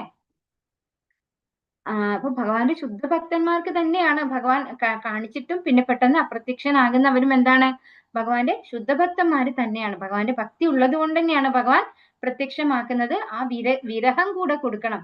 അതിൽ കൂടുതൽ ആ ഭക്തി കൂട്ടുകയാണ് ചെയ്യാം. നമ്മൾ ഭഗവാനെ കണ്ടിട്ട് കാണാതിരിക്കുമ്പോ ആ കാണാനുള്ള ആഗ്രഹം കൊണ്ട് നമ്മൾ ഒരുപാട് ഭഗവാന് വേണ്ടി സേവനം ചെയ്യാൻ തയ്യാറാവും. അപ്പൊ അത് വിരഹത്തിലൂടെ ഭഗവാൻ എന്താണ് വിപ്രലംബ ഭാവം എന്നൊക്കെ പറയും അല്ലെ. ആ ഒരു വിരഹത്തിലൂടെ ഭഗവാനെ കിട്ടാനുള്ള ഒരു സാഹചര്യം ഭഗവാൻ തന്നെ ഒരുക്കുകയാണ് ചെയ്യുന്നത്. ഭാവാർത്ഥം. ഇസി ഭക്തി വേദാന്ത സ്വാമി പ്രഭാത് ഭഗവത് രൂപം ദർശിക്കാൻ യാതൊരു യാന്ത്രിക പ്രക്രിയയുമില്ല. അത് പൂർണ്ണമായും ഭഗവാന്റെ അഹൈതുകമായ കരുണയെ, കൃപയെ ആശ്രയിച്ചാണ് ഇരിക്കുന്നത്. നാം ആഗ്രഹിക്കുമ്പോഴൊക്കെ സൂര്യൻ ഉദിക്കണമെന്ന് ആജ്ഞാപിക്കുവാൻ സാധ്യമല്ലാത്തതുപോലെ നമ്മുടെ ദൃഷ്ടിക്ക് പ്രത്യക്ഷീഭവിക്കണമെന്ന് നമുക്ക് ഭഗവാനോട് അധികാരപൂർവം ആവശ്യപ്പെടാൻ സാധ്യമല്ല തന്നെ. സൂര്യദേവൻ സ്വേച്ഛയാൽ ഉദിക്കുന്നു. അതേപോലെ തന്റെ അഹൈതുകമായ കാരുണ്യത്താൽ പ്രത്യക്ഷനാകുന്നതിൽ ഭഗവാൻ സന്തുഷ്ടനാണ്. ആ അനുകൂലമായ നിമിഷത്തെ ഒരുവൻ കാത്തിരിക്കുകയും ഭഗവാന്റെ ഭക്തിയുത സേവനത്തിൽ അവന്റെ നിർദ്ദിഷ്ട കർത്തവ്യങ്ങൾ നിർവഹിക്കുന്നത് തുടരുകയും വേണം. പ്രഥമ ഉദ്യമം വിജയകരമാകിയാൽ അതേ യാന്ത്രിക പ്രക്രിയയാൽ വീണ്ടും ഭഗവാനെ ദർശിക്കാനാവുമെന്ന് നാരദമുനി വിചാരിച്ചു. എന്നാൽ പരമാവധി പരിശ്രമത്തിന് ശേഷവും അദ്ദേഹത്തിന് രണ്ടാമത്തെ ഉദ്യമം വിജയകരമാക്കുവാൻ സാധിച്ചില്ല. സർവബാധ്യതകളിൽ നിന്നും ഭഗവാൻ പരിപൂർണ സ്വതന്ത്രനാണ്. കലർപ്പറ്റ ഭക്തിബന്ധനത്താൽ മാത്രമേ ഭഗവാനെ ബന്ധിക്കാൻ സാധ്യമാകൂ. നമ്മുടെ ഭൗതിക ഇന്ദ്രിയങ്ങളാലും ഭഗവാനെ ദർശിക്കുവാനോ ഗ്രഹിക്കുവാനോ സാധ്യമല്ല. ഭഗവത് കൃപയെ പരിപൂർണമായും ആശ്രയിക്കുന്ന ഒരുവന്റെ ഭക്തിയുത സേവനത്തിലുള്ള ആത്മാർത്ഥ ഉദ്യമത്തിൽ സംതൃപ്തനായി ഭഗവാൻ പ്രസാദിക്കുമ്പോൾ സ്വേച്ഛയാ അവിടുന്ന് ദർശനമേകുന്നു. അപ്പോ ഭഗവാനോട് നമുക്ക് കമാൻഡ് ചെയ്യാൻ പറ്റൂല അല്ലെ? അർജുനൻ കമാൻഡ് ചെയ്തിട്ടുണ്ട്. എന്താണ്? സേനയോരുപയോർ മധ്യേ രഥം സ്ഥാപയമേച്യുത. അർജുനൻ കമാൻഡ് ചെയ്തിട്ടുണ്ട് അല്ലെ? പക്ഷെ അത് എന്താണ്? അർജുനന്റെ ആ ഒരു സ്റ്റേജ് അത്രയും ഉയർന്ന സ്റ്റേജ് ആയിരുന്നു. ഭഗവാന്റെ ശുദ്ധ ഭക്തൻ. അത് യശോദാമ ഭഗവാനെ പേടിപ്പിച്ചുകൊണ്ട് വടിയെടുത്ത് പുറകെ ഓടിയിട്ടുണ്ട് അല്ലെ? അതൊക്കെ ഭക്തന്മാർക്ക് ഭഗവാൻ കൊടുക്കുന്ന അഹൈതുകമായ കാരുണ്യമാണ്. പക്ഷെ നമുക്കൊരിക്കലും ഭഗവാനോട് എന്റെ മുന്നിൽ പ്രത്യക്ഷമാകണം എന്ന് ഡിമാൻഡ് ചെയ്യാനോ കമാൻഡ് ചെയ്യാനോ പറ്റില്ല എന്നാണ് ഇവിടെ പ്രഭുപാദർ പറഞ്ഞു തരുന്നത്. നമ്മള് ഭഗവാനോട് റിക്വസ്റ്റ് ചെയ്യാം അല്ലെ? ആഗ്രഹിക്കാം, നമുക്ക് പരിശ്രമം ചെയ്യാം. പക്ഷെ ഭഗവാൻ പ്രത്യക്ഷനാകുക എന്നുള്ളത് ഭഗവാന്റെ സ്വന്തം ഇച്ഛയാണ്. അപ്പോ ഇവിടെ നാരദ ബ്രഹ്മർഷി ആദ്യം വിജയിച്ചത് കൊണ്ട് പല ഒരു ശ്രമിച്ചു നോക്കി, പക്ഷെ വിജയിച്ചില്ല എന്നാണ് പറയുന്നത്. നമ്മുടെ ഭൗതികമായ ഇന്ദ്രിയങ്ങൾ കൊണ്ട് ഒരിക്കലും നമുക്ക് ഭഗവാനെ ദർശിക്കാൻ കഴിയില്ല. ഇത് ഭക്തിരസാമൃത സിന്ധുവിൽ പറയുന്നുണ്ട് അല്ലെ? എന്താണ് ഓർമ്മയുണ്ടോ ആർക്കെങ്കിലും? സ്റ്റാർട്ടിങ് കിട്ടുന്നില്ല. അഥ ശ്രീകൃഷ്ണനാമാദീന ഭവേദ്ഗ്രാഹ്യമിന്ദ്രിയൈഃ സേവോന്മുഖേ ഹി ജിഹ്വാദൗ സ്വയമേവ സ്ഫുരത്യതഃ. ചോദിക്കുമ്പോ അറിയുന്ന ഉത്തരങ്ങൾ നിങ്ങൾ തന്നെ പറഞ്ഞോളൂ ട്ടാ. ഹരേ കൃഷ്ണ. ഏവം യദന്തം വിജനേ മമാഹാഗോചരോ ഗിരാം ഗംഭീരശ്ലക്ഷ്ണയാ വാചാ ശുചഃ പ്രശമയന്നിവ. വർത്തനം ഭാവാർത്ഥം ഇസി ഭക്തി വേദാന്ത സ്വാമി പ്രഭാത് കീജെ. സർവലൗകിക വർണ്ണനകൾക്കും അതീതനായ പരമദിവ്യോത്തമ പുരുഷൻ ആ ഏകാന്ത സ്ഥലത്തിലുള്ള എന്റെ ഉദ്യമങ്ങളെ കണ്ട് ഗാംഭീര്യത്തോടെ ഹൃദ്യമായ വചനങ്ങളാൽ എന്റെ വ്യസനത്തെ ലഘൂകരിക്കുന്നതിനായി എന്നോട് ഇപ്രകാരം സംവദിച്ചു. അപ്പോ ഭഗവാൻ വിട്ടില്ല അല്ലെ? ഭഗവാൻ പ്രത്യക്ഷനായി അപ്രത്യക്ഷനായി, പക്ഷെ പരിശ്രമിച്ചു. വീണ്ടും നാരദ ബ്രഹ്മർഷി തന്റെ പൂർവ്വജന്മത്തിലുള്ള ആ ഒരു കുട്ടിയായിരിക്കുന്ന സമയത്ത് വീണ്ടും പരിശ്രമിച്ചു ഭഗവാൻ ഒരിക്കൽ കൂടെ കാണാൻ വേണ്ടിയിട്ട്. പക്ഷെ വിജയിച്ചില്ല ആ പരിശ്രമം. പക്ഷെ എന്ത് സംഭവിച്ചു? നാരദ ബ്രഹ്മർഷിയുടെ ഈ ഒരു പരിശ്രമത്തെ കണ്ടിട്ട് ഭഗവാൻ നല്ല ഗാംഭീര്യത്തോടു കൂടി ഇങ്ങനെ സംവദിച്ചു എന്നാണ് പറയുന്നത്. ഉത്തരം കൊടുത്തു അല്ലെ? ഭഗവാൻ പറഞ്ഞു. എന്താണ് പറയുന്നതെന്ന് നോക്കാം. ഭാവാർത്ഥം ഇസി ഭക്തി വേദാന്ത സ്വാമി പ്രഭാത് കീജെ. ലൗകിക വർണ്ണനകൾക്കും ബുദ്ധിക്കും സമീപിക്കാവുന്നതിനും ഉപരിയാണ് ഭഗവാൻ എന്ന് വേദങ്ങളിൽ പ്രതിപാദിച്ചിരിക്കുന്നത്. എങ്കിൽ തന്നെയും ഭഗവാന്റെ അഹേതുകമായ കാരുണ്യത്താൽ ഭഗവത് ശബ്ദം ശ്രവിക്കാനും ഭഗവാനോട് സംവദിക്കാനും അനുയോജ്യമായ ഇന്ദ്രിയങ്ങൾ നേടുവാൻ സാധ്യമാണ്. ഇത് ഭഗവാന്റെ അചിന്ത്യ ശക്തിയാണ്. ഭഗവാന്റെ കൃപ ആരുടെ മേലാണോ ചൊരിയുന്നത് അയാൾക്ക് ഭഗവാനെ ശ്രവിക്കാൻ കഴിയുന്നു. നാരദ മുനിയിൽ ഭഗവാൻ അത്യന്തം പ്രസാദിച്ചതിനാൽ ഭഗവാനെ ശ്രവിക്കുന്നതിന് ആവശ്യമായ ശക്തി അദ്ദേഹത്തിൽ നിക്ഷിപ്തമാക്കപ്പെട്ടു. എന്നാൽ നിയമാനുസൃതമായി ഭക്തിത സേവനം അനുഷ്ഠിക്കുന്ന പരിശീലന ഘട്ടത്തിൽ പ്രത്യക്ഷ ഗ്രഹണത്താൽ ഭഗവത് സമ്പർക്കം അനുഭവിച്ചറിയാൻ മറ്റുള്ളവർക്ക് സാധ്യമല്ല. ശ്രീ നാരദനുള്ള സവിശേഷമായ വരദാനമായിരുന്നു അത്. ഭഗവാന്റെ ഹൃദ്യമായ വചനങ്ങൾ ശ്രവിച്ചപ്പോൾ വിരഹ ദുഃഖം ഒരു പരിധി വരെ ശമിച്ചു. ഭഗവത് പ്രേമത്തിലുള്ള ഒരു ഭക്തന് സദാ വിരഹവേദന അനുഭവപ്പെടുന്നു. ആകയാൽ ആ ഭക്തൻ സദാ അതീന്ദ്രിയ ആനന്ദ നിർവൃതിയിൽ മുഴുകിയിരിക്കുന്നു. അപ്പോ ഭഗവാന്റെ കരുണ കൊണ്ട് ഭഗവാന്റെ ശബ്ദം കേൾക്കാൻ ആർക്ക് സാധിച്ചു? നാരദ ബ്രഹ്മർഷിക്ക് സാധിച്ചു എന്നാണ് പറയുന്നത്. അനുയോജ്യമായ വിധത്തില് അദ്ദേഹത്തിന്റെ ഇന്ദ്രിയങ്ങളെ പാകപ്പെടുത്തി കൊടുക്കാൻ ആർക്ക് സാധിക്കും? ഭഗവാന് സാധിക്കും. അപ്പോ ഇവിടെ പ്രഭാതർ പറയാണ്, നാരദ ബ്രഹ്മർഷിക്ക് സാധിച്ചതുപോലെ മറ്റുള്ളവർക്ക്, നമ്മളെ പോലെയുള്ള സാധാരണക്കാർക്ക് സാധിച്ചു കൊള്ളണം എന്നില്ല. അത് ഭഗവാൻ തന്നെ കനിഞ്ഞ് അനുഗ്രഹിച്ചു തരണം. ഒന്നാമതായിട്ട് നമുക്ക് വേണ്ടത് എന്താണ്? വിശ്വാസം വേണം അല്ലെ? ഭഗവത്ഗീതയിൽ ഒരു കാര്യം പറയുന്നുണ്ട്, യേ യഥാ മാം പ്രപദ്യന്തേ തംസ്തദൈവ ഭജാമ്യഹം. ഭഗവാൻ സംസാരിക്കും, അല്ലെങ്കിൽ ഞാൻ പറയുന്നത് കേൾക്കും, എന്നോട് തിരിച്ച് മറുപടി പറയും എന്നുള്ള ഒരു വിശ്വാസം ഉണ്ടെങ്കിൽ അങ്ങനെ സംസാരിച്ചു കഴിഞ്ഞാൽ ഒരു പക്ഷേ ഭഗവാന്റെ കൃപയും കൂടി കിട്ടുകയാണെങ്കിൽ നമുക്ക് ഭഗവാന്റെ ശബ്ദം കേൾക്കാൻ സാധിക്കും. പക്ഷെ നമ്മുടെ ഉള്ളിലുള്ള ആ ഒരു വിശ്വാസം, അതാണ് ഏറ്റവും ഇമ്പോർട്ടന്റ് ആയിട്ടുള്ള കാര്യം. അതുകൊണ്ടാണ് ഭഗവാൻ ഭഗവത്ഗീതയിൽ അത് കൃത്യമായി പറയുന്നത്, അല്ലെ, യഥാമാം പ്രപദ്യന്തേ താം തഥൈവ ഭജാമ്യഹം. പ്രത്യേകിച്ചും ഈ നിഷ്കളങ്കരായ കുട്ടികളുണ്ടല്ലോ, നമ്മൾ ആ കുട്ടികളെ നമ്മൾ ട്രെയിൻ ചെയ്തെടുത്തു കഴിഞ്ഞാല് അവർക്ക് പെട്ടെന്ന് ഭഗവാനെ കിട്ടും. കാരണം അവർക്ക് ഇതിന്റെ കൂടുതൽ ചിന്തിക്കാനൊന്നും അറിയില്ല അല്ലെ. അവരോട് നമ്മൾ പറയാണ്, നിങ്ങൾ ഭഗവാനോട് സംസാരിച്ചാൽ നിങ്ങളോട് ഭഗവാൻ സംസാരിക്കും എന്ന് പറഞ്ഞു കൊടുത്തു കഴിഞ്ഞാൽ, ഇപ്പൊ അച്ഛനോ അമ്മയോ ഒക്കെയാണ് പറഞ്ഞു കൊടുക്കുന്നെങ്കിൽ ആ കുട്ടിക്ക് എന്താണ്, ആ വിശ്വാസം വരും. അപ്പൊ ആ കുട്ടികൾ പറയും ചിലപ്പോ, ഭഗവാൻ ഇങ്ങനെ പറഞ്ഞു, അല്ലെങ്കിൽ ഭഗവാൻ അങ്ങനെ ഞാൻ ചോദിച്ചു ഇങ്ങനെ പറഞ്ഞു എന്നൊക്കെ അവർ ചിലപ്പം പറയും. അത് സത്യമായിരിക്കും. കാരണം എന്തുകൊണ്ടാണ്? ആ നിഷ്കളങ്കമായ മനസ്സിൽ അത്രമാത്രം ഭഗവാനെ പറ്റി വിശ്വാസം കൊടുക്കാൻ നമുക്ക് സാധിച്ചാല് അവർക്ക് ഭഗവാനുമായിട്ട് കമ്മ്യൂണിക്കേറ്റ് ചെയ്യാൻ പറ്റും. അപ്പൊ അല്ലാതെ നമ്മൾ ഒരുപാട് മാലിന്യങ്ങൾ ഉള്ളവരാണ് അല്ലെ. അപ്പൊ നമുക്ക് നമ്മുടെ വാശി പിടിച്ചത് കൊണ്ടോ അല്ലെങ്കിൽ ആഗ്രഹിച്ചത് കൊണ്ടോ സാധിക്കില്ല. എന്തുകൂടെ വേണം? ഭഗവാന്റെ കൃപ കൂടെ വേണം, കാരുണ്യം കൂടെ വേണം. ഇപ്പൊ ഭഗവാനെ ഒരു വട്ടം ദർശിച്ചിട്ട് പിന്നെ കാണാതിരിക്കുമ്പോ നമ്മുടെ ഉള്ളിൽ ഉണ്ടാവുന്ന ഒരു വികാരമാണ് വിരഹ ദുഃഖം എന്നാണ് പറയുന്നത്. അപ്പൊ ഭഗവാന്റെ ശബ്ദം കേട്ടപ്പോ നാരദ ബ്രഹ്മർഷിക്ക് ആ ഒരു വിരഹ ദുഃഖം കുറേശ്ശെ കുറഞ്ഞു, ശമിച്ചു എന്നാണ് പറയുന്നത്. ഹന്താസ്മിൻ ജന്മനി ഭവാൻ മാം ദ്രഷ്ടൂമിഹാർഹതി അവിപക്വകഷായാണാം ദുർദർശോഹം കുയോഗിനാം. ഹന്താസ്മി ജന്മനി ഭവാൻ മാം ദ്രഷ്ടൂമിഹാർഹതി അവിപക്വകഷായാണാം ദുർദർശോഹം കുയോഗിനാം. വർത്തനം ഭാരതമേസി ഭക്തി വേദാന്ത സംശയ പ്രഭാത്. ഭഗവാൻ അരുളി ചെയ്തു, അല്ലയോ നാരദ, ഈ ജന്മത്തിൽ താങ്കൾക്ക് ഇനി എന്നെ ദർശിക്കാൻ സാധിക്കുന്നതല്ല. അതിൽ ഞാൻ അനുതപിക്കുന്നു. സേവനത്തിൽ അപൂർണരും സർവഭൗതിക മാലിന്യങ്ങളിൽ നിന്നും പൂർണ്ണമായും സ്വതന്ത്രരാകാത്തവരുമായ വ്യക്തികൾക്ക് എന്നെ ദർശിക്കാനാവില്ല. അപ്പോ നാരദ ബ്രഹ്മർഷിക്ക് ഭഗവാൻ ശബ്ദരൂപത്തില് പറയാണ് അല്ലെ, ഭഗവാന്റെ ശബ്ദം കേൾക്കാൻ സാധിക്കുകയാണ് നാരദ ബ്രഹ്മർഷിക്ക് ചെയ്യുന്നത്. അപ്പൊ ഇനി ഈ ജന്മത്തില് താങ്കൾക്ക് എന്നെ കാണാൻ സാധിക്കില്ല. അപ്പൊ അതിന്റെ അർത്ഥം എന്താണ്? അടുത്ത ജന്മത്തിൽ സാധിക്കും തന്നെയാണ് അല്ലെ. ഈ ജന്മത്തിൽ സാധിക്കില്ല പറയുമ്പോ അടുത്ത ജന്മത്തിൽ സാധിക്കും എന്നുള്ളത് ഇംപ്ലൈഡ് മീനിങ്. അപ്പൊ നാരദനോട് പറയാണ്, ഈ ജന്മത്തിൽ ഇനി താങ്കൾക്ക് എന്നെ കാണാൻ സാധിക്കില്ല. അതിൽ എനിക്ക് വിഷമമുണ്ട്. കാരണം എന്തുകൊണ്ടാണ് കാണാൻ സാധിക്കാത്തത്? സേവനത്തിൽ അപൂർണരും സർവഭൗതിക മാലിന്യങ്ങളിൽ നിന്നും പൂർണ്ണമായും സ്വതന്ത്രരാകാത്തവരുമായ വ്യക്തികൾക്ക് എന്നെ ദർശിക്കാനാവില്ല. അപ്പോ ഇത് എങ്ങനെയാണ് ശരിയാവുന്നത്?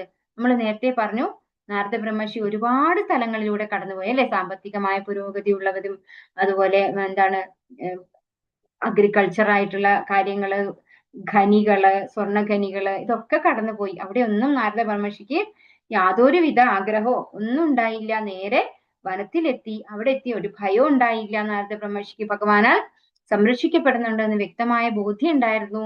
അപ്പോ അതിനുശേഷമാണ് ഭക്തി വേദാന്തികൾ പറഞ്ഞതിന് പ്രകാരം ഭഗവാനെ ധ്യാനിച്ചതും വളരെ പെട്ടെന്ന് ഭഗവാൻ ദർശനം കൊടുത്തതും. അപ്പൊ എന്തുകൊണ്ടാണ് ഇവിടെ പറയുന്നത് ഭൗതിക മാലിന്യങ്ങളിൽ നിന്നും പൂർണ്ണമായും സ്വതന്ത്രരാകാത്തത് എന്ന് പറയുന്നത് എന്തുകൊണ്ടാണ്? അതിന് നമുക്കൊരു ഉദാഹരണം പറയുകയാണെങ്കിൽ, നമ്മള് സൗഭരി മഹർഷി കേട്ടിട്ടുണ്ടോ? എല്ലാവരും നമ്മൾ ഭാഗവത്തിൽ തന്നെ പഠിക്കും. സൗഭരി മഹർഷി ഒരുപാട് തപസ് ചെയ്തിട്ടുള്ള ആളാണ്. അദ്ദേഹത്തിന് എല്ലാ കാര്യങ്ങളും വളരെ വ്യക്തമായിട്ട്, ജ്ഞാനം വ്യക്തമായിട്ടുള്ള ആളാണ്. അങ്ങനെ എന്താണ് വെള്ളത്തിലിരുന്നുകൊണ്ടാണ് അദ്ദേഹം തപസ് ചെയ്യുന്നത്. തപസ് ചെയ്തുകൊണ്ടിരിക്കുമ്പോഴാണ് ഒരു ദിവസം മത്സ്യങ്ങൾ തമ്മിൽ പരസ്പരം ബന്ധപ്പെടുന്നത് കണ്ടതും. അപ്പോൾ അദ്ദേഹത്തിന് ലൈംഗിക ഉത്തേജനം ഉണ്ടാവുകയും അത്തരത്തിലൊരു കുടുംബജീവിതം നയിക്കണം എന്ന് ആഗ്രഹിച്ച് മാതാവിന്റെ അടുത്തേക്ക് പോവുകയുണ്ടായി. അപ്പോൾ ഒരുപാട് വർഷക്കാലം ഇതൊക്കെ നിയന്ത്രിച്ച്, ഇന്ദ്രിയങ്ങളൊക്കെ നിയന്ത്രിച്ച് തപസ് ചെയ്തിട്ടും എന്താണ് ഒരു ഘട്ടത്തിൽ എത്തുമ്പോൾ അവരെ വീണുപോകും. ഇനി നമ്മൾ ഭരത മഹാരാജാവിന്റെ കാര്യം നോക്കൂ. അദ്ദേഹം ഭഗവാന്റെ തന്നെ ഋഷഭദേവന്റെ പുത്രനാണ് അല്ലെ. ഭക്തിയിൽ ഉറച്ചിട്ടുള്ള ആളാണ്. ഭൗതികമായിട്ടുള്ള എല്ലാ ഐശ്വര്യങ്ങളും ഉപേക്ഷിച്ച് കാട്ടിൽ പോയി തപസ് ചെയ്തു. ഒരു മാൻ വന്നപ്പോ ആ മാനിനെ ഒന്ന് ശുശ്രൂഷിച്ചപ്പോ എന്താണ് ഈ ഭക്തിയിൽ നിന്ന് വിട്ടുപോയി. അപ്പോ ഈ ഭക്തിയിൽ നമ്മൾ ഒരിക്കൽ വന്ന ഉടനെ തന്നെ നമ്മൾ എല്ലാ മാലിന്യങ്ങളിൽ നിന്നും മുക്തരാവുന്നില്ല അല്ലെ. അപ്പോൾ അതിന് കുറച്ച് കുറച്ച് നാളെ നമ്മൾ നന്നായിട്ട് ഭക്തിയുടെ സേവനത്തിൽ ഏർപ്പെട്ട് കഴിഞ്ഞാൽ മാത്രമേ നമുക്ക് അതില് ഇപ്പൊ തന്നെ നമ്മൾ നോക്കൂ, നാരദ ബ്രഹ്മർഷി ഒരു കാര്യത്തിലും എൻഗേജ് ആവുന്നില്ല അല്ലെ. അദ്ദേഹം പൂർണ്ണമായിട്ടും ഭൗതികതയിൽ നിന്ന് മുക്തനാണ്. പക്ഷെ അതുവരെ എത്താനുള്ള ആ ഒരു പ്രോസസ്സ് അതെന്ത് വേണം, ഭക്തിയുടെ സേവനം ചെയ്ത് തന്നെ നമ്മൾ അവിടെ എത്തണം.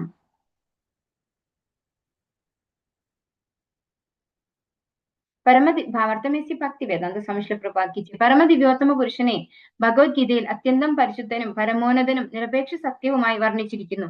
ഭഗവത് സ്വരൂപത്തിൽ ഭൗതിക ഛായയുടെ ഒരു അടയാളം പോലും ഇല്ല. ആകയാൽ ഭൗതിക കളങ്കത്തിന്റെ ലവലേശമായ ഛായയെങ്കിലുമുള്ള ഒരുവന് ഭഗവാനെ സമീപിക്കാൻ സാധ്യമല്ല. കുറഞ്ഞ പക്ഷം രജോ ഗുണം തമോ ഗുണം എന്നീ 2 തരം ഭൗതിക ഗുണങ്ങളിൽ നിന്നെങ്കിലും ഒരാൾ എപ്പോൾ സ്വതന്ത്രനാകുന്നുവോ അപ്പോൾ മുതൽ ഭക്തിയുടെ സേവനത്തിന്റെ തുടക്കം ആരംഭിക്കുന്നു. അപ്പൊ ഈ രജോ തമോ ഗുണങ്ങളിൽ നിന്ന് മുക്തനായാൽ മാത്രമേ ഒരാൾക്ക് ഭക്തിയിൽ സ്റ്റാർട്ടിങ് പ്രോസസ്സ് അല്ലെ സ്റ്റാർട്ട് ചെയ്യാൻ തന്നെ പറ്റുള്ളൂ.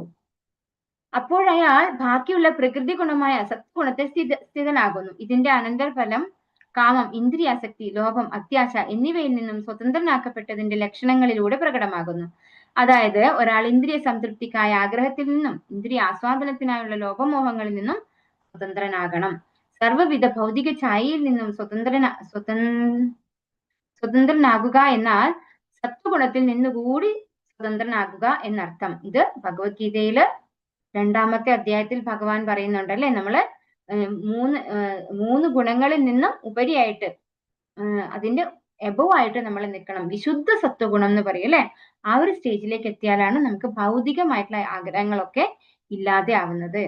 സർവ്വവിധ ഭൗതിക ഛായയിൽ നിന്നും സ്വതന്ത്രനാവുക എന്നാൽ സത്വഗുണത്തിൽ നിന്നുകൂടി സ്വതന്ത്രനാവുക എന്നർത്ഥം. വിജനമായ വനത്തിൽ ഭഗവാനുമായുള്ള കൂടിക്കാഴ്ച തേടുന്നതിനെ സത്വഗുണത്തിലുള്ളതായി കണക്കാക്കുന്നു. അപ്പോൾ വിജനമായ സ്ഥലത്തിരുന്ന് ഭഗവാനെ ധ്യാനിക്കുന്നത് സത്വഗുണത്തിൽ വരെ എത്തുന്നുള്ളൂ എന്നാണ് പറയുന്നത്. നമ്മൾ വിശുദ്ധ സത്വഗുണത്തിൽ എത്തുമ്പോഴാണ് ആരെ കിട്ടുക, ഭഗവാനെ ശരിക്കും ദർശിക്കാൻ സാധിക്കുക.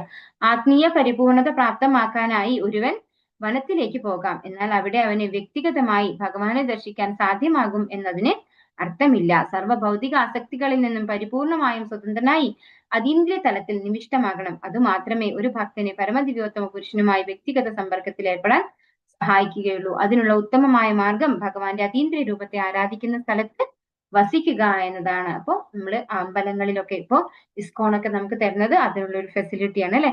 അതിനുള്ള അതായത് വ്യക്തിഗത സമ്പർക്കത്തിൽ ഏർപ്പെടാൻ സാധിക്കണമെങ്കിൽ ഭക്തന്മാരുമായിട്ട് സത്സംഗത്തിലുള്ള ഒരു സ്ഥലത്ത് നമ്മൾ വസിക്കണം.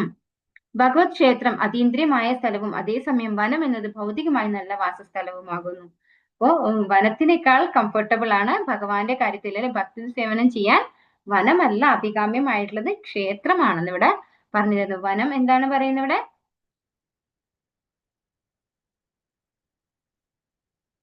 ഭഗവത് ക്ഷേത്രം അതീന്ദ്രിയമായ സ്ഥലവും അതേസമയം വനം എന്നത് ഭൗതികമായി നല്ല വാസസ്ഥലവുമാണ്. അത് ഭൗതികമായിട്ടുള്ള നല്ല വാസസ്ഥലം മാത്രമേ വനമാകുന്നുള്ളൂ, പക്ഷെ ക്ഷേത്രമാണ് അതീന്ദ്രിയമായ സ്ഥലം. ഒരു നവഭക്തൻ വനത്തിൽ പോയി ഭഗവാനെ അന്വേഷിക്കുന്നതിനേക്കാൾ ഭഗവത് വിഗ്രഹത്തെ ആരാധിക്കുന്നവനാണ് അർച്ചന എപ്പോഴും ശുപാർശ ചെയ്തിരിക്കുന്നത്. വനത്തിലേക്ക് പോകുന്നതിനേക്കാൾ ശ്രേഷ്ഠമാണ് ഭക്തിത സേവനത്തിന് പ്രാരംഭം കുറിക്കുന്ന അർച്ചനാ പ്രക്രിയ. സർവ്വവിധ ഭൗതിക അത്യാശകളിൽ നിന്നും പരിപൂർണമായി സ്വതന്ത്രമായ അദ്ദേഹത്തിന്റെ വർത്തമാന ജീവിതത്തിൽ ശ്രീ നാരദ മുനി വനത്തിലേക്ക് പോയില്ല. അദ്ദേഹത്തിന്റെ സാന്നിധ്യം ഒന്നുകൊണ്ട് മാത്രം സർവ്വയിടങ്ങളും വൈകുണ്ഠമാക്കി മാറ്റാൻ അദ്ദേഹത്തിന് കഴിയും. മനുഷ്യർ, ദേവന്മാർ, കിന്നരന്മാർ, ഗന്ധർവന്മാർ, ഋഷികൾ, മുനിമാർ തുടങ്ങി എല്ലാവരെയും ഭഗവത് ഭക്തരാക്കി പരിവർത്തനം ചെയ്യുവാൻ അദ്ദേഹം ഒരു ലോകത്തിൽ നിന്നും മറ്റൊരു ലോകത്തിലേക്ക് സഞ്ചരിച്ചു കൊണ്ടിരിക്കുന്നു. അദ്ദേഹം തന്റെ പ്രവർത്തനങ്ങളാൽ പ്രഹ്ലാദ മഹാരാജാവ്, ധ്രുവ മഹാരാജാവ് എന്നിവരെ പോലെയുള്ളവരെയും മറ്റനവധി പേരെയും ഭഗവാന്റെ അതീന്ദ്രിയ സേവനത്തിൽ നിയുക്തരാക്കിയിട്ടുണ്ട്. ആകയാൽ ഒരു പരിശുദ്ധ ഭഗവത് ഭക്തൻ നാരദൻ, പ്രഹ്ലാദൻ എന്നിവരെ പോലുള്ള മഹാഭക്തരുടെ കാലടികളെ പിന്തുടർന്ന് കീർത്തന പ്രക്രിയ ഭഗവത് മഹാത്മ്യങ്ങളെ പ്രകീർത്തിക്കുവാൻ തന്റെ സമ്പൂർണ്ണ സമയവും വിനിയോഗിക്കുന്നു. അവിധമുള്ള പ്രചാരണ പ്രവർത്തനം സർവ്വ ഭൗതിക ഗുണങ്ങൾക്കും അതീതമായതാണ്.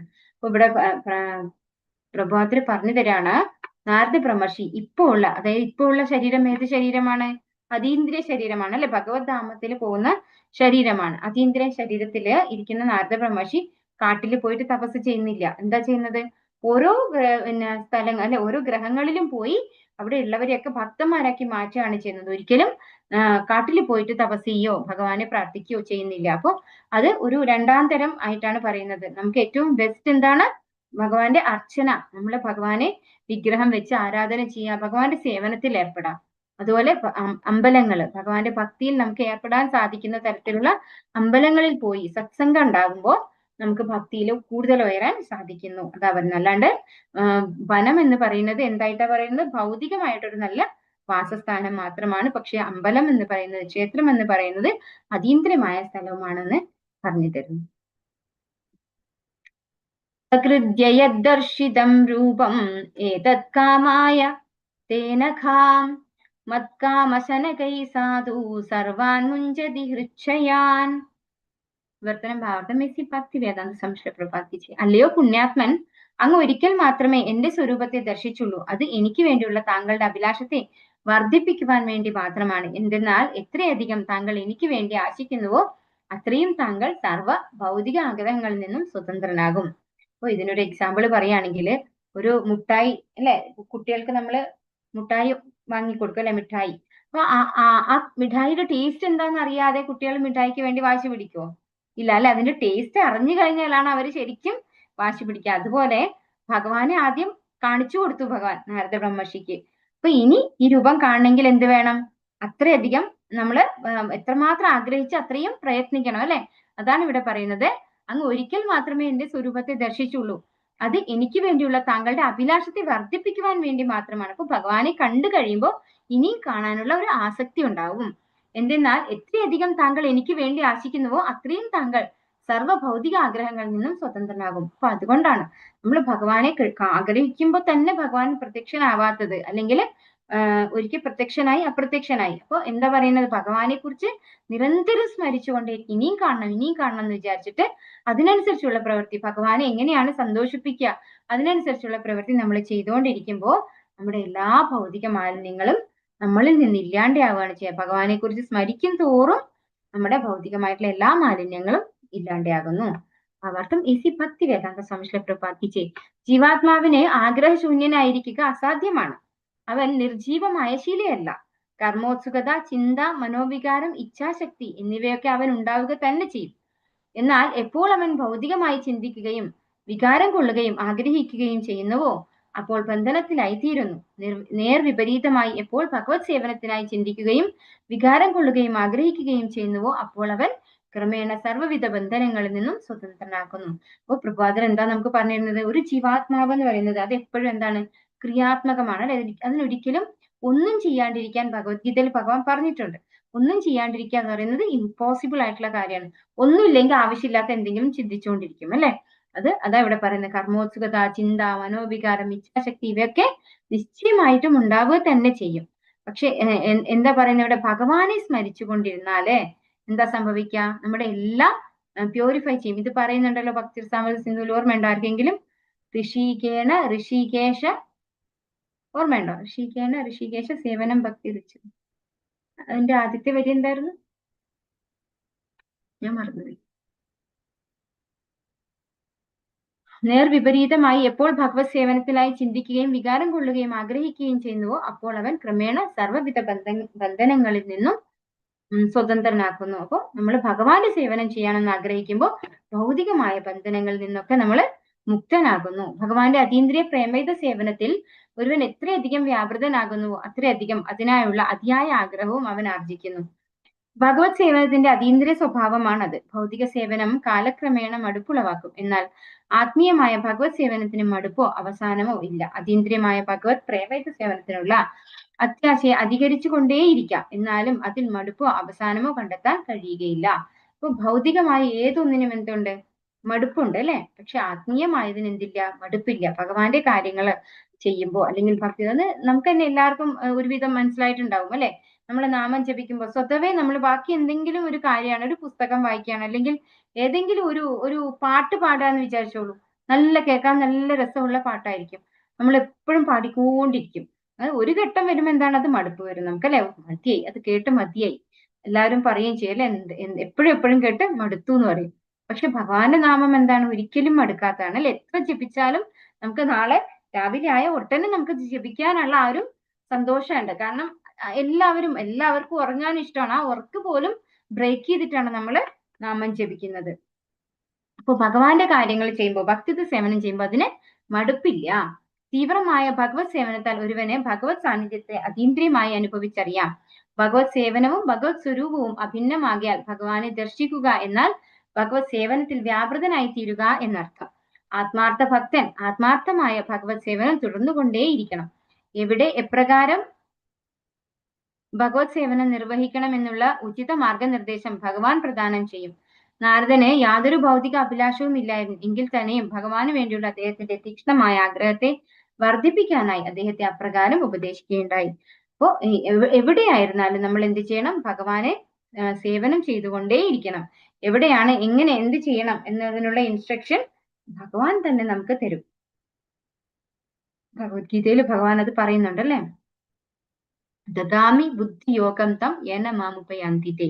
നമ്മൾ ഭഗവാന്റെ നാമം ജപിച്ചു കഴിഞ്ഞാൽ ഭഗവാൻ നമുക്ക് ബുദ്ധിവിശേഷം തരും. എങ്ങനെയാണ് ഭഗവാനെ പ്രാപിക്കേണ്ടത് എന്നുള്ളതിന്റെ ബുദ്ധിവിശേഷം ഭഗവാൻ തരും. സത്സേവയാ ദീർഘയാപി ജാതാമൈ ദൃഢാമതിഹി ഹിത്വാ വദ്യമിമം ലോകം ഗന്ധാമജ്ജന താമസി. വർത്തനം ഭാരതം എസി ഭക്തി വേദാന്ത സ്വാമി ശ്രീല പ്രഭുപാദ് കി ജയ്. അല്പദിനങ്ങളാണെങ്കിൽ പോലും നിരപേക്ഷ സത്യത്തെ സേവിക്കുന്നത് മൂലം ഇന്നിൽ സ്ഥിരവും ദൃഢവുമായ ബുദ്ധി ഒരു ഭക്തന് പ്രാപ്തമാകുന്നു. തൽഫലമായി ഈ പരിതാപാർഹമായ വർത്തമാന ഭൗതിക ലോകങ്ങൾ ഉപേക്ഷിച്ച ശേഷം അതീന്ദ്ര ലോകത്തിൽ അവൻ എന്റെ സഹചരനായി തീരുന്നു. അപ്പൊ ഭഗവാൻ പറയാണ് ഇവിടെ അല്ലെ, കുറച്ചു ദിനങ്ങളാണെങ്കിൽ പോലും നിരപേക്ഷ സത്യത്തെ സേവിക്കുന്നത് മൂലം എന്നിൽ, അതായത് ഭഗവാനിൽ സ്ഥിരവും ദൃഢവുമായ ബുദ്ധി ഒരു ഭക്തനെ പ്രാപ്തമാകുന്നു. അപ്പോ ഭഗവാന് സ്വല്പമപ്യസ്യ ധർമ്മസ്യ പ്രായതേ മഹതോ ഭയാ ഭഗവാൻ പറഞ്ഞിട്ടുണ്ട്. അപ്പോ കുറച്ചാണ് ഭഗവാന് വേണ്ടിയുള്ള സേവനം ചെയ്തതാണെങ്കിൽ പോലും ആ വ്യക്തിക്ക് ഭഗവാൻ ദൃഢമായിട്ടുള്ള ഒരു ബുദ്ധി, അതായത് ഭക്തി ചെയ്യാനുള്ള ഒരു ബുദ്ധി പ്രാപ്തമാകുന്നു. ദദാമി ബുദ്ധിയോഗം തം യേന മാമുപയാന്തിതേ. ഭഗവാൻ തരും ആ ബുദ്ധി നമുക്ക് അല്ലെ. തൽഫലമായി പരിതാപാർഹമായ വർത്തമാന ഭൗതിക ലോകങ്ങൾ ഉപേക്ഷിച്ച ശേഷം അതീന്ദ്ര ലോകത്തിൽ അവൻ എന്റെ സഹചരനായി തീരുന്നു. അപ്പൊ അങ്ങനെ ആ ഒരു ബുദ്ധി ഭഗവാൻ കൊടുത്തിട്ട് ഭക്തൻ ദൃഢമായിട്ട് ഭഗവാൻ ഭക്തിയുടെ സേവനം ചെയ്തു കഴിഞ്ഞാൽ ആ വ്യക്തിക്ക് എന്താണ്? ഭഗവാന്റെ ധാമത്തിലേക്ക് പോവാം അല്ലെ. അവിടെ എത്തിക്കഴിഞ്ഞാൽ അതീന്ദ്രിയമായ ശരീരമാണ് കിട്ടുക. അവിടെ നമുക്ക് സദാ ഭഗവാന്റെ സഹചരനായിട്ട് വർത്തിക്കാം.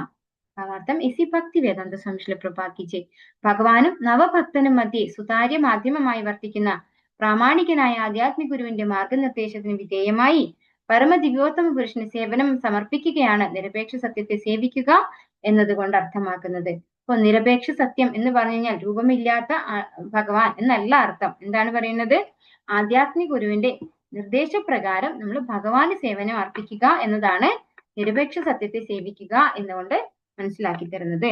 തന്റെ അപൂർണമായ വർത്തമാന ഭൗതിക ഇന്ദ്രിയങ്ങളുടെ ശക്തിയാൽ നിരപേക്ഷനായ പരമപുരുഷ ഭഗവാനെ സമീപിക്കാൻ ആരംഭ നിലയിലുള്ള ഭക്തന് യാതൊരു കഴിവുമില്ല. ആകയാൽ ആധ്യാത്മിക ഗുരുവിന്റെ മാർഗങ്ങൾക്ക് വിധേയനായി അതീന്ദ്ര ഭഗവത് സേവനത്തിൽ അവൻ പരിശീലനം നേടുന്നു. അല്പ ദിവസങ്ങളായാൽ പോലും അവിധത്തിലുള്ള ഒരു പുതുഭക്തന് അത്തരം അതീന്ദ്ര സേവനത്തിൽ വേണ്ട ബുദ്ധിശക്തി പ്രാപ്തമാകുന്നു. അത് ആത്യന്തികമായി ഭൗതിക ലോകത്തിലെ സ്ഥിരവാസത്തിൽ നിന്നും സ്വാതന്ത്ര്യ പ്രാപ്തിയിലേക്ക് അവനെ നയിക്കുകയും ഭഗവത് സാമ്രാജ്യത്തിൽ ഭഗവാന്റെ മുക്തരായ സഹചാരികളിൽ ഒരാളായി തീരാനായി അതീന്ദ്ര ലോകത്തിലേക്ക് ഉയർത്തപ്പെടുകയും ചെയ്യുന്നു.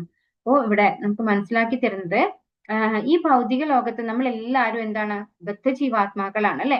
ഇവിടെ വന്നു കഴിഞ്ഞാൽ ഗുരുവിന്റെ ഒരു ഇൻസ്ട്രക്ഷൻ ഇല്ലാതെ അല്ലെങ്കിൽ ഗുരുവിന്റെ ഒരു സമക്ഷത്തിലല്ലാതെ നമുക്ക് എന്ത് സാധിക്കില്ല? ഭഗവാന് സേവനം ചെയ്യാൻ അറിയില്ല. നമുക്ക് ആർക്കും അറിയില്ല അല്ലെ. അപ്പൊ ഗുരു നമുക്ക് ആദ്യം എന്താ പറഞ്ഞു തരുന്നത്? നമ്മള് സാധനാഭക്തി അല്ലെ. നമുക്ക് ഭഗവാനോട് ഭാവഭക്തി പ്രേമഭക്തി ഒന്നും ഉണ്ടായിട്ടല്ല നമ്മൾ ഭക്തിയിൽ സ്റ്റാർട്ട് ചെയ്യുന്നത്. നമ്മളോട് പറഞ്ഞു 16 മാല ജപിക്കണം, 4 യമനിയമങ്ങൾ പാലിക്കണം. ഇതിങ്ങനെ പോകെ പോകെ ഭഗവാൻ നിവേദ്യം അർപ്പിക്കണം. തുടക്കത്തിൽ നമ്മൾ എങ്ങനെയാ ചെയ്യാ? നമ്മൾക്ക് ഭഗവാന് കൊടുത്താലേ നമുക്ക് കഴിക്കാൻ പറ്റുള്ളൂ, പ്രസാദമായിട്ട് നമുക്ക് കഴിക്കാൻ പറ്റുള്ളൂ എന്നുള്ള രീതിയിലാണ് നമ്മൾ തുടങ്ങുക. പക്ഷെ പോകെ പോകെ അത് എന്തായി മാറും? അയ്യോ ഭഗവാന് കൊടുത്തില്ലല്ലോ എന്നുള്ളൊരു വിഷമത്തിലേക്ക് നമ്മൾ പോകും അല്ലെ. നമുക്ക് ഭഗവാന് വേണ്ടിയിട്ട്, ഭഗവാന് കൊടുക്കാൻ വേണ്ടിയിട്ട് കുക്ക് ചെയ്യുന്ന ഒരു അവസ്ഥയിലേക്ക് നമ്മൾ പോകും. അപ്പൊ അത് സ്വാഭാവികമായിട്ട് ചെയ്യുന്ന ഒരു പ്രോസസ്സാണത്. ആധ്യാത്മിക ഗുരു പറഞ്ഞു തരുന്ന പ്രകാരം നമ്മൾ അതേപോലെ അനുസരിച്ച് പോയാൽ നമ്മൾക്ക് ചെയ്ത് പോകുമ്പോൾ ആ ഒരു ഭാവഭക്തി പ്രേമഭക്തിയിലേക്കൊക്കെ വളരെ കുറച്ച് സമയം എടുത്തിട്ടായാലും നമുക്ക് എത്താൻ സാധിക്കും. മതിർമയി നിബദ്ധേയം ന വിബദ്ധേത കർഹിചിത് പ്രജാസർഗ നിരോധേപി സ്മൃതിശ്ച മദനുഗ്രഹാത്. എന്റെ ഭക്തിയിൽ നിരതമായ വിവർത്തൻ ഭക്തമേസി ഭക്തി വേദാന്ത സ്വാമി ശ്രീ പ്രഭുപാദ്. എന്റെ ഭക്തിയിൽ നിരതമായ ബുദ്ധി ഒരു സമയത്തും വിഫലമാവുകയില്ല. സൃഷ്ടിവേളയിലും അതുപോലെ തന്നെ ഉന്മൂലനത്തിന്റെ സമയത്തിൽ പോലും എന്റെ കൃപയാൽ താങ്കളുടെ സ്മരണ നിർവിഘ്നം തുടരും. അപ്പോ നമ്മൾ ഇത് പറയുമ്പോ ഭഗവത്ഗീതയിലെ ശ്ലോകം മത്ത സ്മൃതി ജ്ഞാനം അബോഹനം ഷ അല്ലെ, ഭഗവാന്റെ കയ്യിലാണ് കൺട്രോൾ ഉള്ളത്. നമ്മുടെ സ്മൃതി വിസ്മൃതിയൊക്കെ ഭഗവാന്റെ കയ്യിലാണുള്ളത്. എന്റെ ഭക്തിയിൽ നിരതമായ ബുദ്ധി ഒരു സമയത്തും വിഫലമാവുകയില്ല. അപ്പൊ സദാ ഭഗവാന്റെ ഭക്തിയിൽ നമ്മൾ നിരതനായി കഴിഞ്ഞാൽ പിന്നെ അതൊരിക്കലും വിഫലമാവില്ല. സൃഷ്ടിവേളയിലും അതുപോലെ തന്നെ ഉന്മൂലനത്തിന്റെ സമയത്തിൽ പോലും എന്റെ കൃപയാൽ താങ്കളുടെ സ്മരണ നിർവിഘ്നം തുടരും. അപ്പോ ഭഗവാൻ നമുക്ക് അതിനുള്ള സ്മരണ തരും എന്നാണ് ഭഗവാൻ പറയുന്നത്. അർത്ഥമേസി ഭക്തി വേദാന്ത സ്വാമി ശ്രീ പ്രഭുപാദ് ജി. പരമദിവ്യോത്തമ പുരുഷന് സമർപ്പിക്കുന്ന ഭക്തി സേവനം ഒരിക്കലും നിഷ്ഫലമാവുകയില്ല. പരമപുരുഷ ഭഗവാൻ അനശ്വരനാകിയാൽ അവിടുത്തെ സേവനത്തിനായി പ്രയോഗിക്കുന്ന ബുദ്ധിയോ ഭഗവത് സംബന്ധമായി നിർവഹിക്കുന്നത് എന്തായാലും നിരന്തരമായതാണ്. പരമദിവ്യോത്തമ പുരുഷന് സമർപ്പിക്കുന്ന ഇത്തരം അതീന്ദ്രിയ സേവനം ജന്മജന്മാന്തരങ്ങളായി സംഭരിക്കപ്പെടുകയും ഭക്തൻ പൂർണ്ണമായും പരിപക്വമാകുമ്പോൾ സമ്പൂർണ്ണ സേവനവും ഒരുമിച്ച് കണക്കാക്കി പരമദിവ്യോത്തമ പുരുഷന്റെ സംസർഗത്തിൽ ചേരാൻ അവനെ യോഗ്യനാക്കി തീർക്കുകയും ചെയ്യുന്നു എന്ന് ഭഗവത്ഗീതയിൽ പറയുന്നു. ഭഗവത് സേവനത്തിന്റെ അത്തരം സംഭരണം ഒരിക്കലും നശിക്കുന്നില്ല. പൂർണ്ണമായും പരിപക്വമാകുന്നത് വരെ അത് വർദ്ധിച്ചു കൊണ്ടേയിരിക്കുന്നു. അപ്പോ ഭഗവാന്റെ ചെയ്യുന്ന സേവനം എന്ന് പറയുന്നത് എന്താണ്? അത് എപ്പോഴും അക്യുമുലേറ്റ് ചെയ്യാണ് ചെയ്യുന്നത്. നമുക്ക് കർമ്മങ്ങൾ പോലെയല്ല, സാധാരണ കർമ്മങ്ങൾ പോലെയല്ല. ഭഗവാന്റെ ഭക്തിത്വ സേവനം എന്ന് പറഞ്ഞാൽ വളരെ നമുക്ക് ഭഗവാൻ എന്താ ഭഗവത്ഗീതയിൽ പറയുന്നത്? നമ്മൾ എവിടെയാണോ നിർത്തിവെച്ചത് അതിന്റെ ബാക്കിയാണ് അടുത്ത ജന്മം ചെയ്യേണ്ടതുള്ളൂ എന്നാണ് പറയുന്നത്. അപ്പൊ ഒരിക്കലും നമുക്ക് നഷ്ടപ്പെടാത്തതാണ് ഭഗവാന്റെ സേവനം. അതിന്റെ ആ ഒരു ഫലം, ആ റിസൾട്ട് എന്ന് പറയുന്നത് നമുക്ക് ഒരിക്കലും നഷ്ടപ്പെടുന്നതല്ല. ഇത് നോക്കാം ഒന്ന് സ്ലൈഡ്. ശ്രീ നാരദന് ഭഗവാന്റെ ദർശനം ലഭിക്കുന്നു. അതായത് 15ാമത്തെ ശ്ലോകത്തില്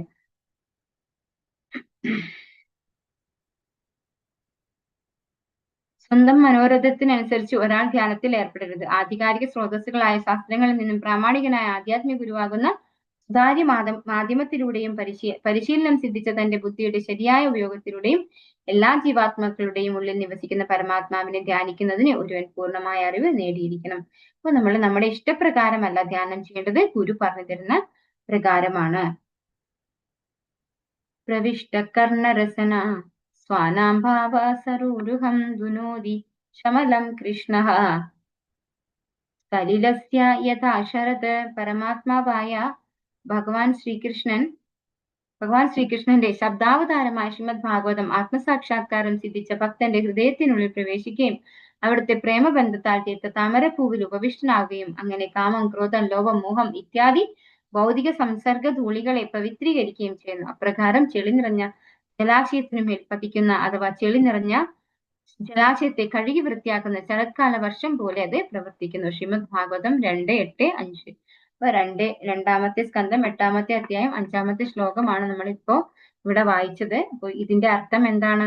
ഇതിന്റെ അർത്ഥം മറ്റൊരു ശ്ലോകം നമ്മൾ പഠിച്ചിട്ടുണ്ട്. ശൃണ്വതാം സ്വഗതാ കൃഷ്ണഃ പുണ്യശ്രവണ കീർത്തനഃ ഹൃദയന്തസ്തോഹ്യ ഭദ്രാണി വിധിനോതി സുഹൃത്സദാ. അപ്പോ ഭഗവാനെ കുറിച്ചുള്ള നാമം, രൂപം, അല്ലെ, ലീലകൾ ഇതൊക്കെ നമ്മൾ ശ്രവിക്കുന്നതിലൂടെ തന്നെ നമ്മുടെ ഉള്ളിലുള്ള എല്ലാ മാലിന്യങ്ങളും ഇല്ലാതെയാകും. അത് തന്നെയാണ് ഇതിന്റെ അർത്ഥം. ശ്രീ നാരദൻ ഭഗവാനെ ധ്യാനിക്കുന്നു. വർഷകാലത്ത് ഭഗവാന്റെ സൗന്ദര്യം കാർമേഘ സദൃശമാണ്. വർഷപാതം മിന്നിത്തിളങ്ങുമ്പോൾ അദ്ദേഹത്തിന്റെ ശരീര അവയവങ്ങളും മിന്നിത്തിളങ്ങും. തീർച്ചയായും എല്ലാ സൗന്ദര്യങ്ങളുടെയും ആകത്തുകയാണ് അദ്ദേഹം. ഭഗവാന് 4 കരങ്ങളും കമലദളങ്ങൾ കണക്കുള്ള കണ്ണുകളോട് കൂടിയ അനുപമ സുന്ദരമായ മുഖവും മനോഹരമായ ഉയർന്ന നാസികയും മനസ്സിനെ ആകർഷിക്കുന്ന മന്ദഹാസവും മനോഹരമായ നെറ്റിയും തുല്യ മനോഹരങ്ങളും പൂർണ്ണ അലങ്കൃതങ്ങളുമായ കാതുകളുമുണ്ട്. ശ്രീമദ് ഭാഗവതം 4:24, 45, 46 ശ്ലോകങ്ങളാണ് ഇവിടെ പറഞ്ഞിരിക്കുന്നത്. ഭഗവാന്റെ രൂപത്തെ വർണ്ണിക്കുന്നതാണ് ഇത്, അല്ലെ. ഭഗവാന് രൂപമുണ്ട് എന്ന് വ്യക്തമാക്കി തരുന്നതാണ് ഈ ശ്ലോകങ്ങൾ എന്നാണ് ഇവിടെ പറയുന്നത്. ഭഗവാന്റെ ഓരോ അവയവങ്ങളും താമരയോടാണ് ഉപമിച്ചിരിക്കുന്നത്, അല്ലെ. ഇത്രയും സുന്ദരമാണ് ഭഗവാന്റെ ഓരോ അവയവങ്ങൾ. അപ്പൊ ഭഗവാൻ എങ്ങനെയാണ് രൂപമില്ലാണ്ടിരിക്കുക? ശ്രീനാരദൻ ഭഗവാനെ ധ്യാനിക്കുന്നു 18ാമത്തെ ശ്ലോകത്തില്. മനഃകാന്തം ശുചാപഹം, അർത്ഥം ഒരാളുടെ മനസ്സിനെ പൂർണ്ണമായും തൃപ്തിപ്പെടുത്തുന്നു എന്നാണ്. ഒരാളുടെ എല്ലാ വിലാപങ്ങളെയും അകറ്റുന്നു. ഭൗതിക രൂപങ്ങളുടെ സൗന്ദര്യം അസ്വസ്ഥതയ്ക്ക് കാരണമാകുന്നു. ഭഗവാന്റെ അതീന്ദ്രിയ രൂപം ആത്മാവിനെ പൂർണ്ണമായും തൃപ്തിപ്പെടുത്തുന്നു. അപ്പോൾ ഭൗതികമായ സൗന്ദര്യത്തെ ഭഗവാന്റെ സൗന്ദര്യത്തോട് ഉപമിക്കുമ്പോൾ ഭൗതികമായ സൗന്ദര്യം എന്താണ്? അസ്വസ്ഥതയ്ക്ക് കാരണമാകുന്നു. ഭഗവാന്റെ രൂപം എന്താണ്? ആത്മാവിനെ പൂർണ്ണമായും തൃപ്തിപ്പെടുത്തുന്നു. ഭഗവാന്റെ രൂപം ശ്ലോകം 1, 6, 18. തരുണം രമണീയാംഗം അരുണോഷ്ടേക്ഷണാധരം പ്രണതാശയനം നമ്നം ശരണ്യം കരുണാർണവം. നാരദമുനി തുടർന്നു, ഭഗവാന്റെ രൂപം എപ്പോഴും യൗവനം തികഞ്ഞതാണ്. അദ്ദേഹത്തിന്റെ ശരീരത്തിലെ ഓരോ അംഗവും ഭാഗവും അന്യൂന്യമായി രൂപീകരിക്കപ്പെട്ടതാണ്. കണ്ണുകളും ചുണ്ടുകളും ഉദയാർക്കനെ പോലെ അരുണാഭമാണ്. സമർപ്പിതാത്മാക്കൾക്ക് അഭയം നൽകാൻ സർവദാ സന്നദ്ധനായ ഭഗവാനെ വീക്ഷിക്കുവാൻ ഭാഗ്യം ലഭിക്കുന്നവർക്ക് എല്ലാവിധത്തിലുള്ള സംതൃപ്തിയും അനുഭവപ്പെടും. സമർപ്പിതാത്മാവിന്റെ ഗുരുവും യജമാനനുമാകാൻ എല്ലാവിധത്തിലും അർഹനാണ് അദ്ദേഹം. എന്തുകൊണ്ടെന്നാൽ അദ്ദേഹം കാരുണ്യത്തിന്റെ കടലാകുന്നു. ശ്രീ നാരദമുനി ധ്രുവ മഹാരാജാവിന് ഭഗവാന്റെ രൂപത്തിന്റെ ഭംഗി വിവരിക്കുന്നു. ഭാഗവതം 4:8-46. അപ്പോൾ ഇതും ഭഗവാന്റെ രൂപം വർണ്ണിക്കുന്ന ശ്ലോകമാണ്. 4ാമത്തെ സ്കന്ധത്തിൽ 8ാമത്തെ അധ്യായത്തിൽ 46ാമത്തെ ശ്ലോകമാണ്. യോഗി അതേപോലെ തന്നെ പ്രണമിക്കുന്ന സകലരുടെയും കഠിന ദുഃഖത്തിന്റെ കണ്ണീർ കടൽ വറ്റിച്ചുണക്കുന്ന ഭഗവാൻ ശ്രീഹരിയുടെ ഏറ്റവും ഉദാരമായ മന്ദഹാസത്തെയും ധ്യാനിക്കണം. മുനിമാരുടെ നന്മയ്ക്കായി കാമദേവനെ സുന്ദരനാക്കാൻ ഭഗവാൻ തന്റെ അന്തശക്തിയാൽ ആവിഷ്കരിച്ച അദ്ദേഹത്തിന്റെ വളഞ്ഞ പുരികക്കൊടികളെയും യോഗി അതോടൊപ്പം ധ്യാനിക്കണം. കപില ഭഗവാൻ അമ്മ ദേവഹൂതിക്ക് നൽകിയ നിർദ്ദേശങ്ങൾ. ഭാഗവതം 3:28-32. അപ്പോ കപിലദേവനും പറഞ്ഞിട്ടുണ്ട് ഭഗവാനെ എങ്ങനെ ധ്യാനിക്കാനാണ് പറഞ്ഞിരിക്കുന്നത്? ഭഗവാന്റെ മന്ദഹാസത്തെ, അല്ലെ, ചിരിക്കണമെങ്കിൽ എന്ത് വേണം? ചുണ്ട് വേണം, അല്ലെ? ഭഗവാൻ ഒരു രൂപം ഉണ്ടെങ്കിൽ മാത്രമേ ചിരിക്കാൻ പറ്റുള്ളൂ, അല്ലെ? ചുണ്ടുണ്ടാവുള്ളൂ, അങ്ങനെയെങ്കിൽ മാത്രമേ ചിരിക്കാനും പറ്റുള്ളൂ. അപ്പൊ ഭഗവാന്റെ ആ ഒരു മന്ദഹാസത്തെ ധ്യാനിക്കാൻ കപിലദേവൻ ദേവഹൂതിയായ അമ്മയ്ക്ക് ഉപദേശം നൽകിയിട്ടുണ്ടായിരുന്നു. അപ്പൊ അവിടെയും എന്ത് മനസ്സിലാക്കാം?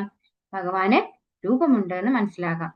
ദ്വാരകയിൽ നിന്ന് മടങ്ങിയെത്തിയ യുധിഷ്ഠിരൻ അർജുനനോട് ഭാഗവതം 1:14-40 മുതൽ നിരവധി ചോദ്യങ്ങൾ ചോദിച്ചു.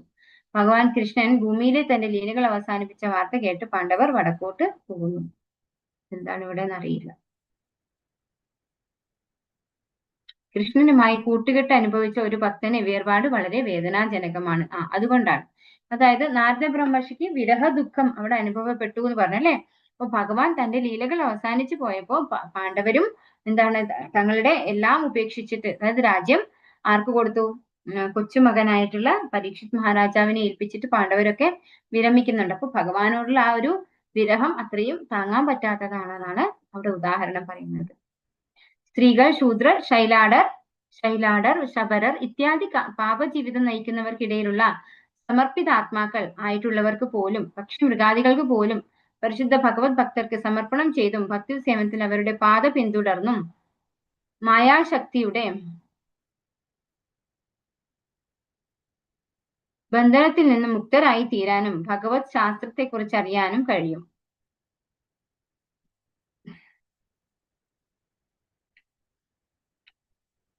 ഭാഗവതം 2:7-46. അപ്പൊ ഏതൊരാൾക്കും ഭഗവാന്റെ ഭക്തിയിലേക്ക് വരാൻ ഒരു തടസ്സമില്ല, അല്ലെ? ജാതി, മതം, പിന്നെ സ്ത്രീ എന്നോ ശൂദ്രനെന്നോ അങ്ങനെ ഒരു വ്യത്യാസവും ആർക്കും ഇല്ല. എല്ലാവർക്കും തങ്ങളുടെ എല്ലാ പാപജീവിതം ചെയ്തിട്ടുണ്ടെങ്കിൽ പോലും അതൊക്കെ എന്താണ് ഭഗവാന് സമർപ്പിച്ചുകൊണ്ട് സ്വയം ഭഗവാൻ ആത്മസമർപ്പണം ചെയ്തു കഴിഞ്ഞാൽ ഭഗവാൻ എന്താ പറഞ്ഞിരിക്കുന്നത്? സർവധർമാൻ പരിത്യജ്യ മാമേകം ശരണം വ്രജ അഹം ത്വാം സർവപാപേഭ്യോ മോക്ഷയിഷ്യാമി മാ ശുചഃ. അപ്പൊ അങ്ങനെ ഭഗവാന് സമർപ്പിതനായി കഴിഞ്ഞാൽ എല്ലാ പാപപ്രതികരണങ്ങളിൽ നിന്നും മുക്തനാകാൻ സാധിക്കും. ഭഗവാനെ കുറിച്ച് മനസ്സിലാക്കാനും ഭഗവത് ശാസ്ത്രത്തെ കുറിച്ച് അറിയാനും സാധിക്കും എന്നാണ് ഇവിടെ പറയുന്നത്.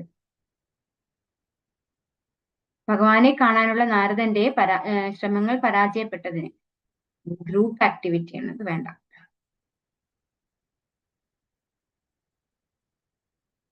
ഭഗവാന്റെ അടുത്തേക്ക് പോകാൻ ശ്രമിക്കാതെ സേവനത്തിൽ ശ്രദ്ധ കേന്ദ്രീകരിക്കുക. ഭഗവാൻ ചൈതന്യയുടെ ശിക്ഷണങ്ങൾ. ആശ്ലിഷ്യവാ പാത്രതാം പിനിഷ്ടുമം ആദർശനാൻ മഹതാം കരോതുവാ യഥാ തഥാ വാ വിദദാതുലംബടോ മത്പ്രാണനാഥസ്തു സ ഏവ നാപരഃ. അവിടെ എന്താ പറയുന്നത്? കൃഷ്ണനെ അല്ലാതെ മറ്റാരെയും എന്റെ ഭഗവാനായി എനിക്ക് അറിയില്ല. അവൻ എന്നെ തന്റെ ആലിംഗനത്തിൽ പരുക്കനായി കൈകാര്യം ചെയ്താലും അല്ലെങ്കിൽ എന്റെ മുമ്പിൽ ഇല്ലാത്തതിനാൽ എന്റെ ഹൃദയം തകർന്നാലും അവൻ അങ്ങനെ തന്നെ തുടരും. എന്തും എല്ലാം ചെയ്യാൻ അവന് പൂർണ്ണമായും സ്വാതന്ത്ര്യമുണ്ട്. കാരണം അവൻ എപ്പോഴും എന്റെ ആരാധനാപാത്രമായ ഭഗവാനാണ്. അതായത് ഭഗവാൻ എന്നെ ആലിംഗനം ചെയ്താലും എന്നെ റിജക്ട് ചെയ്താലും അല്ലെ, മാം പാതരതാം പിനിഷ്ടമം, എന്നെ റിജക്ട് ചെയ്താലും എനിക്കൊരു ഭഗവാൻ മാത്രമേ ഉള്ളൂ അല്ലെ. ഭഗവാന് 2 ഓപ്ഷൻ ഉണ്ട്, എന്നെ ആക്സെപ്റ്റ് ചെയ്യുക അല്ലെങ്കിൽ റിജക്ട് ചെയ്യുക. പക്ഷെ എനിക്കൊരു ഓപ്ഷനേ ഉള്ളൂ, ഒരേ ഒരു നാഥനായിട്ടുള്ള ഭഗവാൻ എന്നാണ് ഇവിടെ പറയുന്നത്. ന ധനം ന ജനം ന സുന്ദരീം കവിതാംബാ ജഗദീശ കാമയെ മമ ജന്മനി ജന്മനീശ്വരേ ഭവതാ ഭക്തിരഹൈതുകീതേ. സർവശക്തനായ കർത്താവെ, എനിക്ക് സമ്പത്ത് സമ്പാദിക്കാൻ ആഗ്രഹമില്ല, സുന്ദരികളായ സ്ത്രീകളെ ഞാൻ ആഗ്രഹിക്കുന്നില്ല, എനിക്ക് അനുയായികളെ ആവശ്യമില്ല. നിങ്ങളുടെ കാരണമില്ലാത്ത ഭക്തി സേവനം മാത്രമേ എനിക്ക് വേണ്ടത്. ജന്മജന്മാന്തരം, അതായത് ജന്മജന്മാന്തരങ്ങളായാലും ഭഗവാന്റെ സേവനം മാത്രമാണ് എനിക്ക് വേണ്ടത് എന്ന് പറയുന്നു. ഭഗവാൻ എല്ലാവർക്കും പ്രകാശിതനാവില്ല എന്ന് ഭഗവാൻ ഭഗവത്ഗീതയിൽ പറഞ്ഞിട്ടുണ്ടല്ലേ. നാഹം പ്രകാശ സർവസ്യ യോഗമായ സമാവൃത മൂഢോയം നാഭിജാനാതി ലോകോ മാമജമവ്യയം. ബുദ്ധി ഇല്ലാത്തവർക്കും മൂഢന്മാർക്കും ഞാൻ ഒരിക്കലും പ്രത്യക്ഷനാവില്ല. യോഗമായെന്ന് എന്റെ അന്തരംഗ ശക്തി അവരിൽ നിന്ന് എന്നെ മറച്ചു വയ്ക്കുന്നു. തന്മൂലം അജനും അവ്യയനുമാണ് ഞാനെന്ന് അവർ അറിയുന്നതുമില്ല. പക്ഷെ ഈ ഒരു ശ്ലോകം നാരദ ബ്രഹ്മർഷിയുടെ കാര്യത്തിൽ ആപ്റ്റല്ല. കാരണം നാരദ ബ്രഹ്മർഷി മൂഢനായതുകൊണ്ടല്ല ഭഗവാൻ ദർശനം കൊടുക്കാതിരുന്നത്. ഭഗവാനിൽ എന്ത് കൊടുക്കാനാണ്? വിരക്തി അല്ലെ.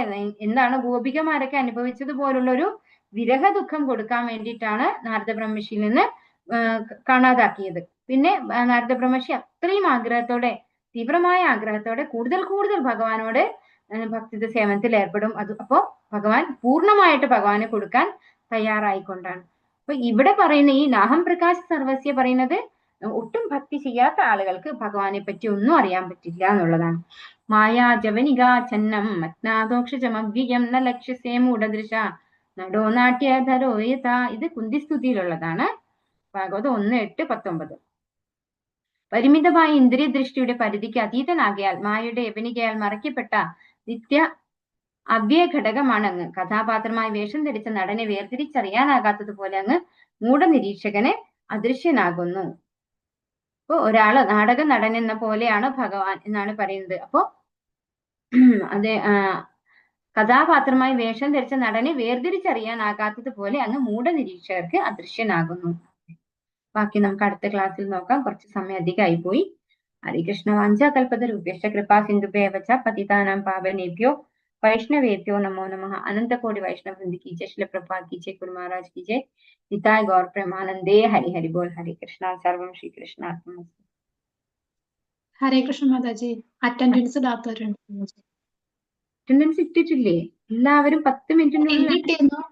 2-3 പേര് അറ്റൻഡൻസ് ഇട്ടിട്ടില്ല. ഹരേ കൃഷ്ണ.